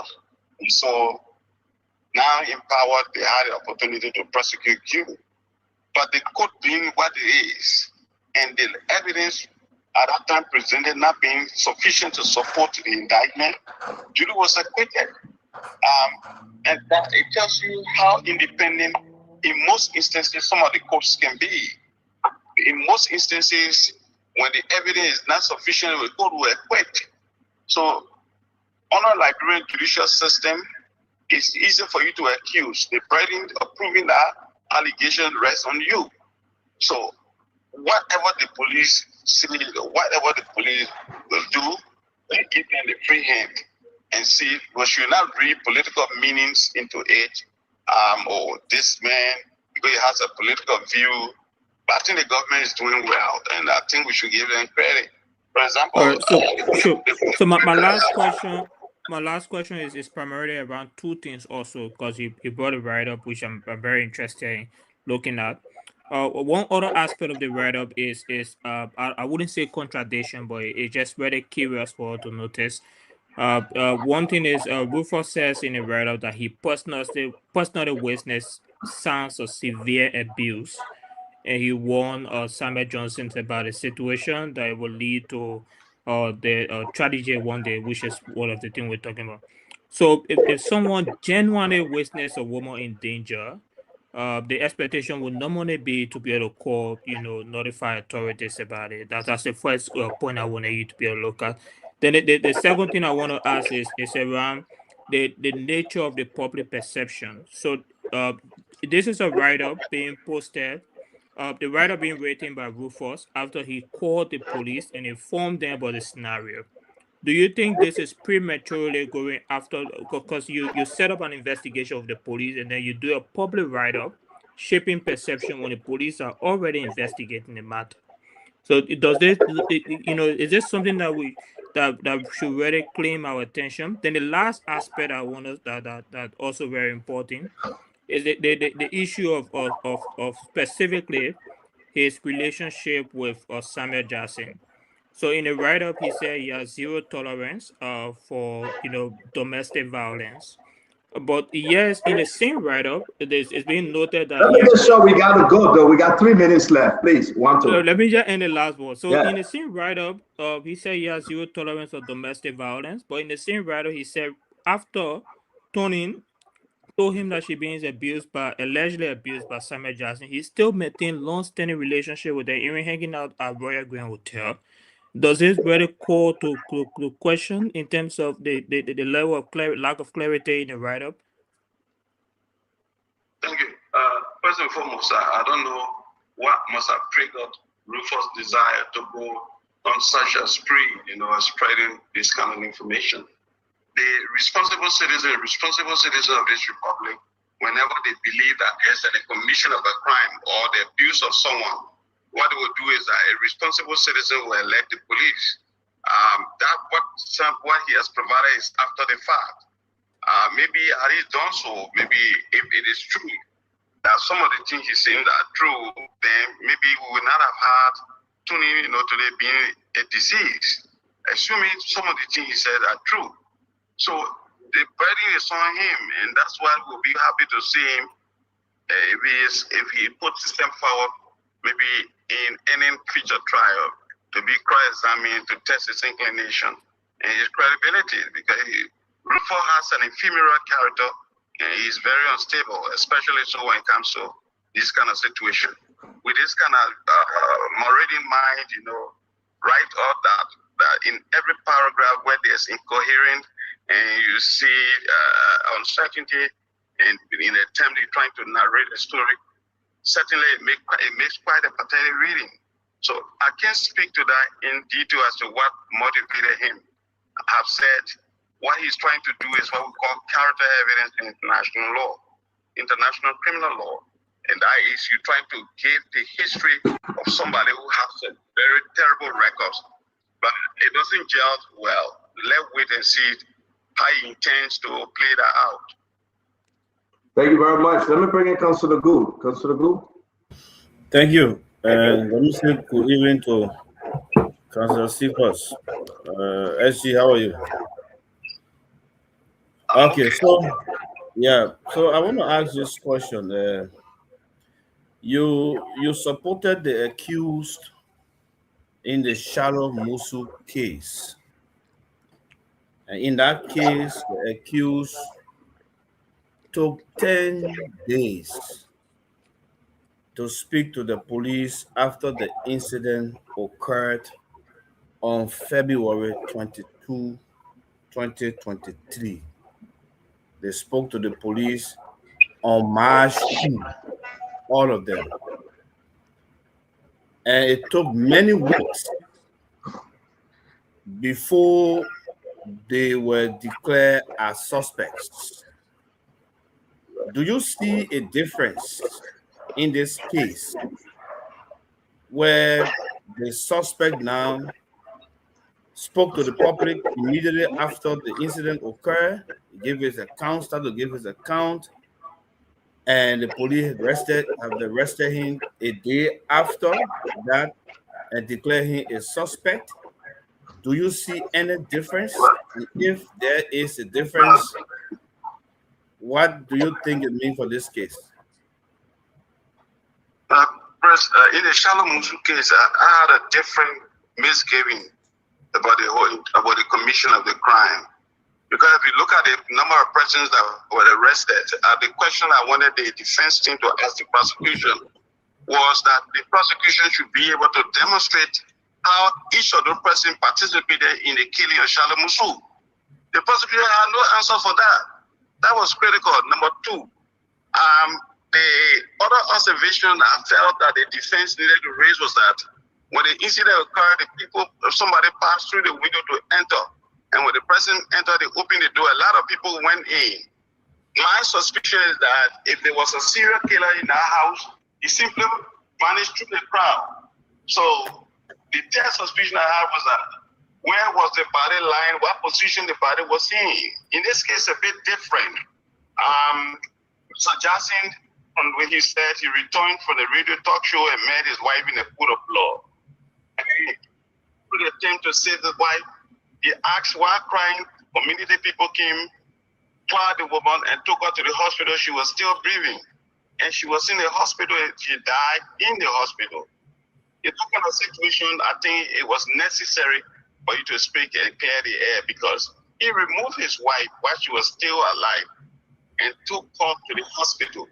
In the case, in the Shalom Musu case, the difference is that they were all yelling inside the house and claimed that somebody was inside the house, and the security people that went through the door that went through the window that opened the door, a whole lot of proud people came inside the house, and in the process, I believe the actual killer or the actual doer of the act had escaped. In that kind of situation, in that kind of state of pandemonium, they needed time to be able to respond. In this case, the body had to be removed because the person was still alive to the hospital, and the only thing we need to do is to confirm with the hospital at what time the person arrived, at what time, what condition they were in, blah, blah, because I learned that there was even an attempt to sew the wound. So Mr. Jackson was under obligation to give information because he wanted his wife to be safe. So in the role of the police, I don't see any difference. In the role of the police. In the Shalom Musu case, to a large extent, there was some level of inadvertence in dealing with critical issues. In this case, we insisted that police ask all the questions, given the opportunity, and let me given the free hand to be able to come up with a determination. More than that, in the Shalom Musu case, they were suspect. In this case, this man is person of interest. There's a difference between a suspect and person of interest. Hello, okay, follow up. And just to correct you, on last night, the RG declared Mr. Jackson as a suspect. And that's why he said now police I come here because I've been in that field before. Police don't declare people. Police that declaratory power is the power of court. No, so no, Councillor, get him a chance that he finish. Let me finish. Go ahead, Serena. Reasonable and professional police. responsible and qualified, competent, and trained police don't declare. What they do, they hold. We hold you accountable as a suspect. The power to declare, to interpret and declare is a judicial function. Okay, so Councillor, 1 minute. Let me play exactly, Councillor, let me play exactly what Gregory Coma said. Maybe we just missing that word in there. Let's listen to Gregory Coma. Investigation is ongoing. Mr. Jackson was invited here today as a person of interest to this investigation. As far as we are, the investigation still continues. He is now a suspect, and he will be kept here while we continue the investigation. Thank you. All right, he is now a suspect. Is that declaration? Is that being declared a suspect? Yeah, yeah, he is. he's now. So he's right. He's right. He's right. He's on track. He's on track. So who's right? Gregory Coma is right, or Councillor Gu is right? He's right. He said, what? No, Gregory Coma is right. He said, let me use exactly what he said. He said he was a person of interest and is now a suspect. Okay. Yeah. So let's go back to Councillor Gu. Councillor Gu, then it means that, I mean, maybe you play with words in there. Go ahead, Councillor Gu. But I think I'm right. Councillor Sifa will say I'm right because I said it. No. When you say declare, and that power is with the court. It's a court responsibility. He can hold. Okay, so yes. So it means holding him as suspect. So here's the point. That's the point. Declaration holding is declaration by the police. The court will, when the police charges you, you become an accused. Now you are a suspect. So let me progress. You must have been anything for long. I spent more time inside it, so let me progress. But what I'm trying to say here is that, Councillor, and like I said, it's a follow-up question.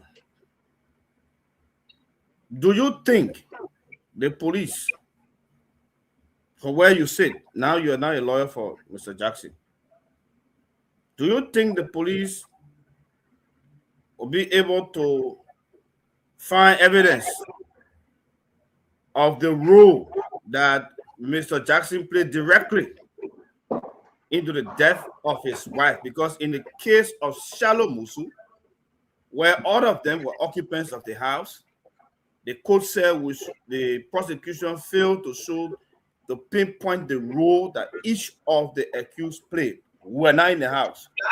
In this case, wait now, you will answer. In this case, Mr. Jackson says he left his wife to the house. He went to the radio station. He returned. He met his wife in the room. How do you think the police will be able to determine, they're not in the room, what role Mr. Jackson played directly that caused the death of his wife? Thank you. And that's what they are police for. Their duty is to put the jigsaw puzzle together. That's what they are police. When you say police, they mean people who can investigate and find out things. So that's what they are police for. So for me, if you use the word, do you think it means you're soliciting my personal opinion? And as a lawyer, I should not have a personal opinion. My opinion should be supported by law, by the evidence, by the facts. Now, if I get my opinion now, it will have some adverse effect, or it will be adversity to the process. So let me hold my opinion. Let the police do their job. Let them free him. Even the police want for us to go to the crime scene tomorrow, let us go there. When they ask all the questions, because at the end of the day, they will be the one to determine and say, this is how we see it. When they say this is how we see it, it will not be sufficient. They will say this form the basis of a probable cause and take the matter to court. When we go to court now, everybody will be in the water, will be swimming. There where we will now put everything outside. So it is not good to presume to say, do you think how the police will be able to write? And that their job, they are being paid, they are being trained. That's what we have them for. So that issue, do you think is personal? So I want to hold it for now. Thank you very much, Councillor. It's always good having you. We'll keep you close, and well, we pray that all goes well through this different investigation. Councillor Seman, Serena Cephas, the Adasa Global Law Firm. We want to say thanks to you. Thank you. Yeah. We're going to leave it there. Oh, there will always be tomorrow, and we'll be back again. But this is very, very interesting. My takeaway today is that they are going to argue about the photos, old photos, still photo, 2020, 2021. You heard from Councillor Cephas. The next thing, which is very important, that he said here also, there's a beef between Rufus Berry and Samuel Jackson. So how credible this statement will be to the Liberia National Police Camp Hassan? And again, if you've traveled down the line, that's why the investigation is so important.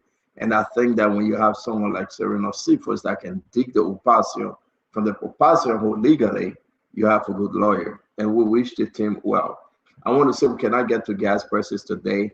We are caught up with our time, and the National Election Commission, the chair lady resigned today. That's it for her. They will be bringing somebody new.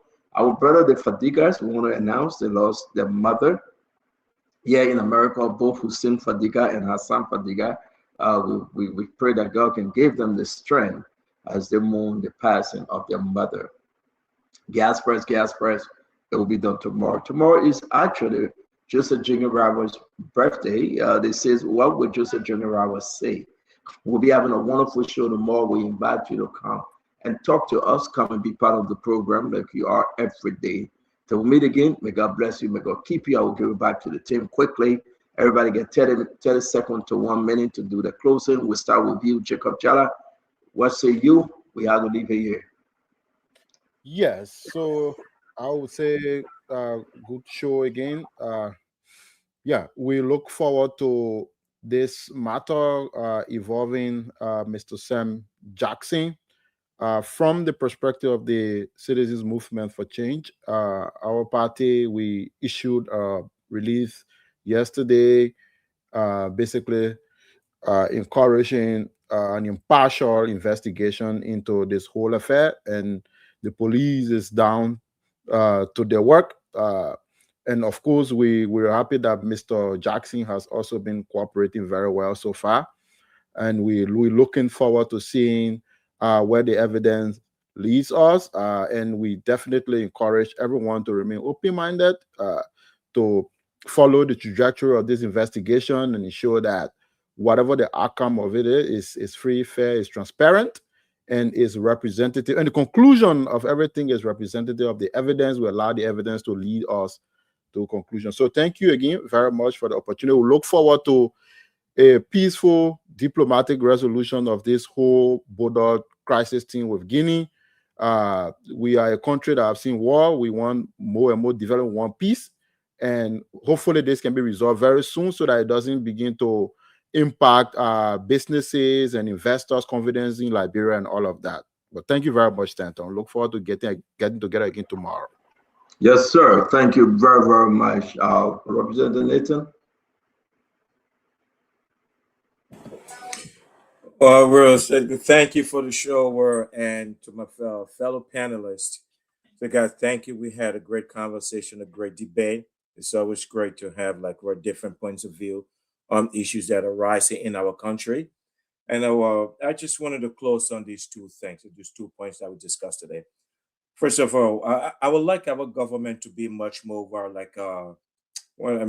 open in regards to governance, for allowing us to know exactly, the citizens to know exactly what's going on. That would minimize some of the rumors and the rumors that infiltrate our country within our press lines. So if the government comes over and tells us, look, this is what's going on, press release, but like information minister come and let us know the president's traveling tomorrow, this going on. Those basic information that the citizens should know to have confidence and to be calm and put trust in the government. Communication is very key when it comes to governance. Very key. And I think that's one of the things that we are lacking of right now. So I hope that this administration kind of pick up the baton on this one and start being very open to its communication with its citizens. In regards of the investigation that's going on, as I alluded to earlier, at this point in time, I will wait until the investigation goes through. as the police do their perform their task. And when they have enough evidence and to go through where the evidence leads us, is exactly where then I will have to have an opinion on that. But at this time, I think it will be very premature for me to give any assessment when I have no clue exactly what is going on. Social media aspect, I don't get into social media too much in regards to those things. Let the police give us the factual information, then I'll be able to make a sound decision based on those information. But again, thank you. It was a great show. We hope to look forward for the next one tomorrow. Thank you very much. Thank you. It's always good having you, representative. Let me bring in the doctor himself, Dr. Bopler. Thank you, Stanton. The two stories are important for Sam Jackson's story. I look for fairness, for transparency, but I also look for efficiency. I hope that this will be one of those cases that will move forward and will not be dragged out. There's so much interest for obvious reasons, and I pray that we'll move forward transparently, efficiently, and anchored on justice and fairness. Again, I continue to pray for Uncle Sam and for Tony's family, and I pray that they'll find strength and peace during this time. As far as our border conflict, I'm hopeful that our president, whenever he does cross the border, to go and sit in a room with his counterpart, that there will be a conversation where we will argue from a persuasive standpoint that sovereignty matters, that we'll resolve conflicts in the future, not with confrontation and not with military agitation, but we'll find better ways to do that diplomatically and otherwise. And I'm hopeful that a post-meeting environment will be one where we respect each other as neighbors and we respect our territorial borders. So we're hopeful that that will happen, and then that Liberia will learn from this and fortify all of her borders with proper security. I drove through the borders. Sierra Leone, I went to Guinea. The borders are not fortified, and it should be. And I hope that if anything, we'll learn from this and fortify our borders, because that is the proper thing to do from a security standpoint. Thank you, Stanton. Dr. Bopler, thanks a lot. Kev, let's hear you. Yeah, I would say this is, if anybody think that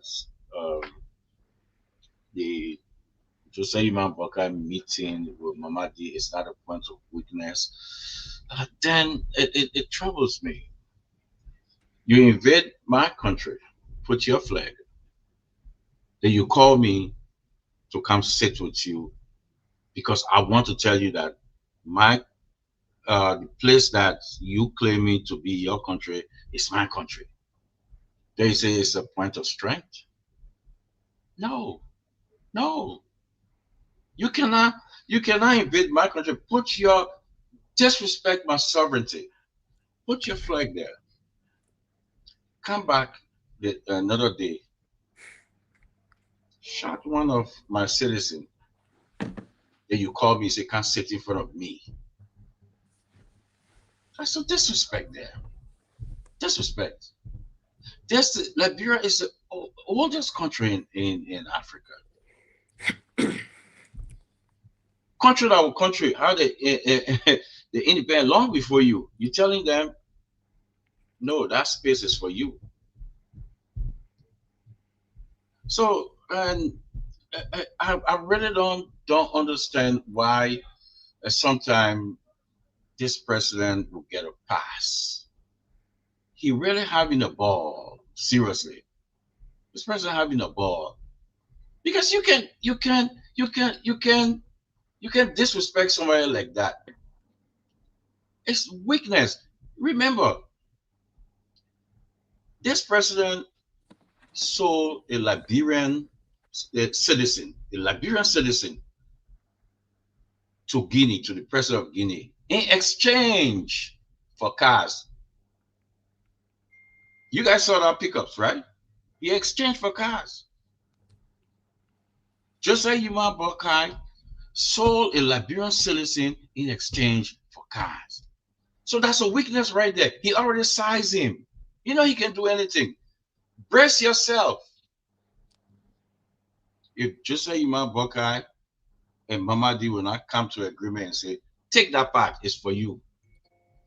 Because when that flag went up, the Internal Affairs Minister ordered for that flag to come down. He did. After he had a meeting with the Guinean, call in our area in Foya, the people will tell you. So brace yourself for that land.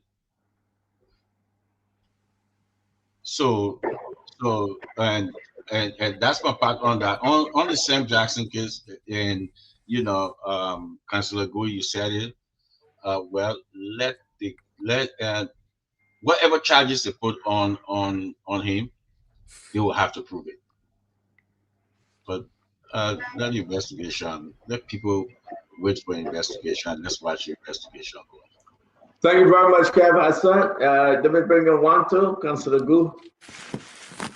Yes, Tonton. I think I do agree with Kev closing. I think we I don't disagree with the president adhering to the Court of Guinea, but I also think our response in the entire situation is concerning. One is the lack of information is terrible. So who's showing of Kev that you agree with? I know that you're closer. You agree with Kev, but you don't disagree with the president. So which one you agree with? No, but Kev did not disagree with the president. Which one you agree with? Kev said a lot of things. I specifically agree with Kev on our response in terms of the scenario. One is the brutalization of a Liberian citizen. The second aspect is that the government response to our sovereignty. I disagree with the government response to our sovereignty. And Tonton, like I said, my response, if I was advising the president, we should be the one calling Guinea to have a critical conversation. The government respond to the sovereignty. What are you saying? I don't want us to drag this show, though. It happened, and you wanted the president to send boots and what? No, I explain exactly what the president should have done. The president should have summoned Guinea to Monterey Union. In fact, Guinea is the one summoning both the president of Liberia and the president of Sierra Leone to Monterey Union. I said that several times. Secondly, the government should officially report Guinea to ECOWAS. Guinea is part of ECOWAS. The government but should the head of ECOWAS on his way to Guinea. Yeah, but Liberia. And if you call our representative on ECOWAS delegation at ECOWAS from the legislature, they know that a complaint was filed. Speak to any one of them. Speak to Mama Bree. Speak to But then they come back to what we are saying. Speak to Tyler. Do your investigation. You will know. I'm talking to Wanto. I'm speaking to Wanto. I'm speaking to Wanto. The thing I don't want to establish here is that you came and say, I agree with Kev, but I agree with the government. You don't have to agree with Kev. If Kev is your political leader on the show, he's a senior officer. You don't have to. No, seriously. Because the thing I'm observing, when Kev speaks, you and Asado and Jefferson Chessie must agree with Kev not to make him feedback. I know he's your political leader from CDC, but are you saying that you're just setting Kev's emotions?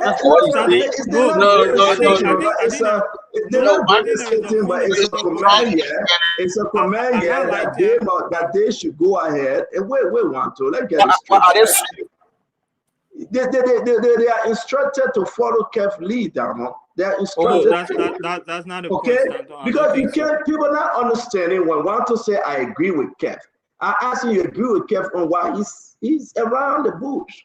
Look, I listed two errors. Right? You agree with Kev on what? Kev said Joseph Baga shouldn't go. Joseph Baga wins. Kev said it's bad. You say you don't agree, but you agree. You don't have to agree with Kev. Is this a mandate from CDC that order you that comes when you're done, I will explain where me. All right, thank you, Standard. No, go ahead. I'm just telling you, you're your own person. Leave Kev alone. I agree fundamentally. The most important thing I highlighted here was I do agree the president was adhered to the invitation, but yes, where Kev and I agree. But Kev disagree. No, but I agree with Kev's position, and I explained the position. But Kev disagree. He doesn't want the president to go. He said the president going in weakness. Do you think that President Braga going in weakness? The last point Kev do you agree that the president should attend this meeting? Do you agree? The last point Kev highlighted. Do you agree that the president should attend this meeting? No, you agree, I right? said the president should be the one calling for the meeting. And no, I said you agree that the president should go Guinea tomorrow, right? Diplomatically, the president should agree to go for a meeting. Oh, okay, so tell the people that you disagree with Kev on this line. Because Kev disagrees. Kev's position is where my Kev disagrees. So announce it now. Be fair. Kev disagrees. Tell the people tonight. No, to be fair. You're not lying. You're not lying. That's why the Liberian people can get from you. You disagree with Kev, say it in the citizen chat room. They will not beat you, my friend. No. What's the way? You are not the man mouthpiece. That's what I'm saying. All of y'all, go ahead, Wancho. Y'all will say the truth on the show. Let me use my 30 seconds to close. Kev and I agree predominantly on the fact that a Liberian citizen was brutalized by the Guinean at the border, and that's why Kev's position was at the closing. That I agree with. They were brutalized. Yeah, the Liberian citizen was shot.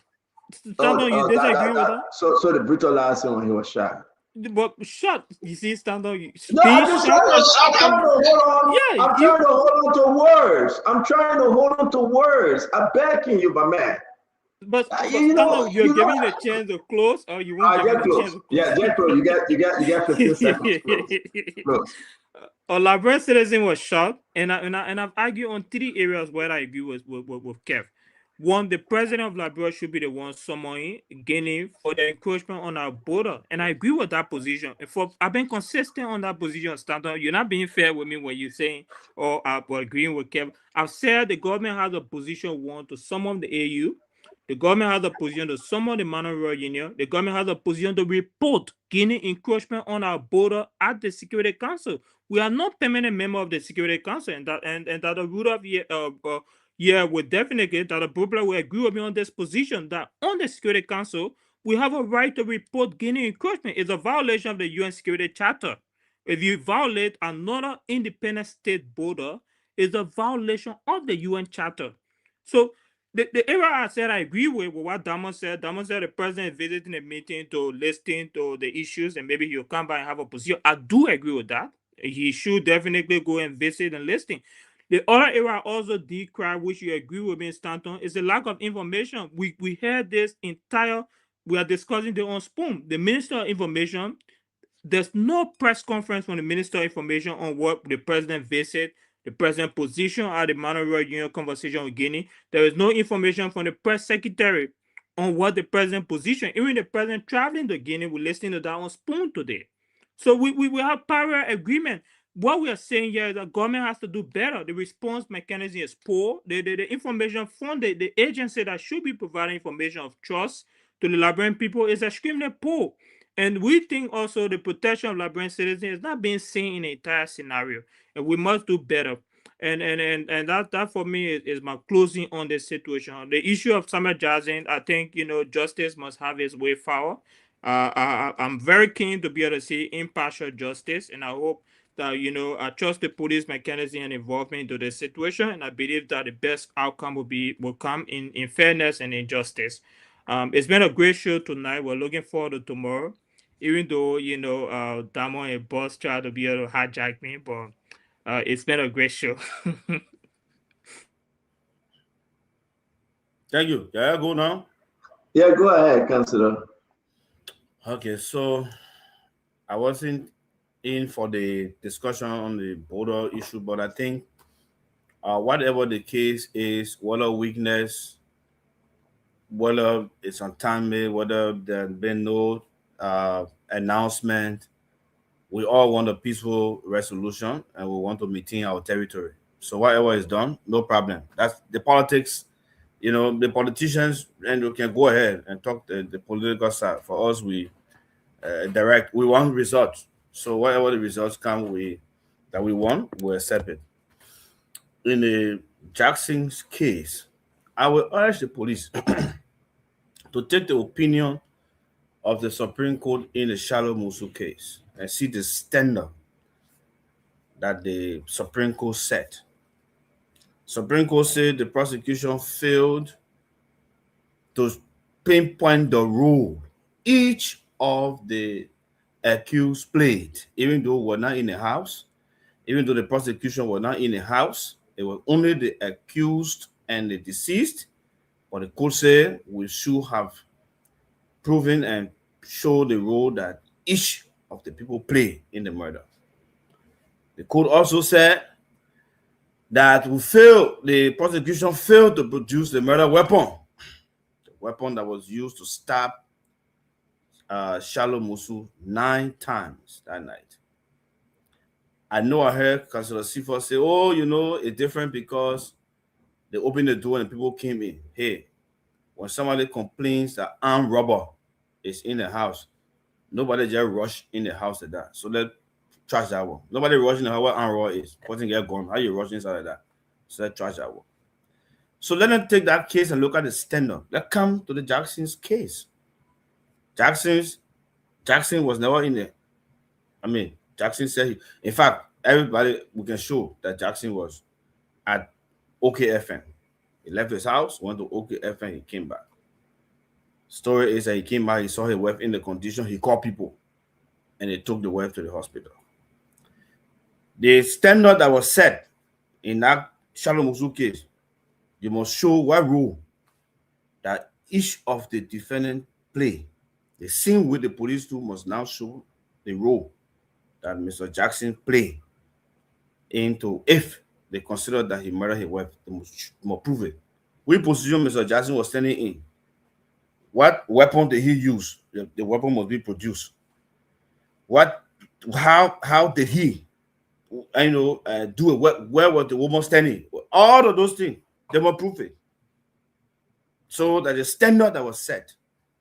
So in a case where nobody is, only the deceased, you must find that standard. In a case where nobody is, only the accused and the deceased, you must also set find to prove which role each of them played. So for us, we are looking from the experience that we've had. That's why we're very careful on talking. Sometimes when information comes out, you take it, you get into your human self, and you start to say a lot of things. But then as the investigation progresses, then you can understand that, oh, the way I was thinking before is not what actually happened. So I would think that that standard that was set, the police should follow that standard. The standard of proof that was set in the Shallow Musu case is almost the same, though not the same. And I think whatever happened in the house, whatever went wrong, if there's anything that went wrong that will cause somebody to be charged or so, the police will be able to prove it. But that's the standard that was set. So you got to follow that standard. So thank you very much for the show. And I hope to be on, and lastly, Stanton, I beg you, just 30 seconds, lastly. I know many people talk about the issue of pictures, right? Scars and whatever the case is. Hey, the Dr. Brooklyn said last night, cause of death is what the police is looking at now. Not what happened, not what allegedly happened yesterday. Not what allegedly happened years back. What it actually happened. What happened on that day that led to the death is what matters more. It's what the police will be talking about. And so when you make a statement and say, somebody say, that person must be able to corroborate the statement. If that person is not alive, then it means you must have. That's why when something happened to your horse, Stanton, when your horse is burglarized, you don't know who did it. The thing to do is to go to the police and report your case. And all of the items that were stolen from your house be listed. So that tomorrow, when you see maybe Damon or you see Kev with your cell phone that was stolen from your house, you say, this is the man that burglarized my house. How? You will go to the police, that history will be there. and the police will look in the things that you listed, and your cell phone particulars, everything will be there. The police will hold that person as anyone saying a prime suspect. In the case where you don't tell the police that yes, thank you. So I know things to make that clear. Thank you very much. Thank you very much, Councillor Go. Thanks to Dr. Gobler. Thanks to Nathan Kafifko. Thanks to Jerry Gibson, Jerry as well. Wanto. I want to say thanks to all of you. Diamond, thank you very much for producing today. We'll be at the mall. We got a great show coming up tomorrow. You don't want to miss it. But till we meet again, thank you for helping us be in your home. Be blessed, be safe, and have a good night. Diamond, thank you very much. Good night. Thank you. All right, folks. Thank you for joining us. Thank you for being a part of the show. Spoon Talk returns tomorrow, 8 p.m. Liberian time, and the corresponding time wherever it is you're watching us from in across Liberia and the rest of the world. All right, have ourselves a wonderful night. Bye-bye.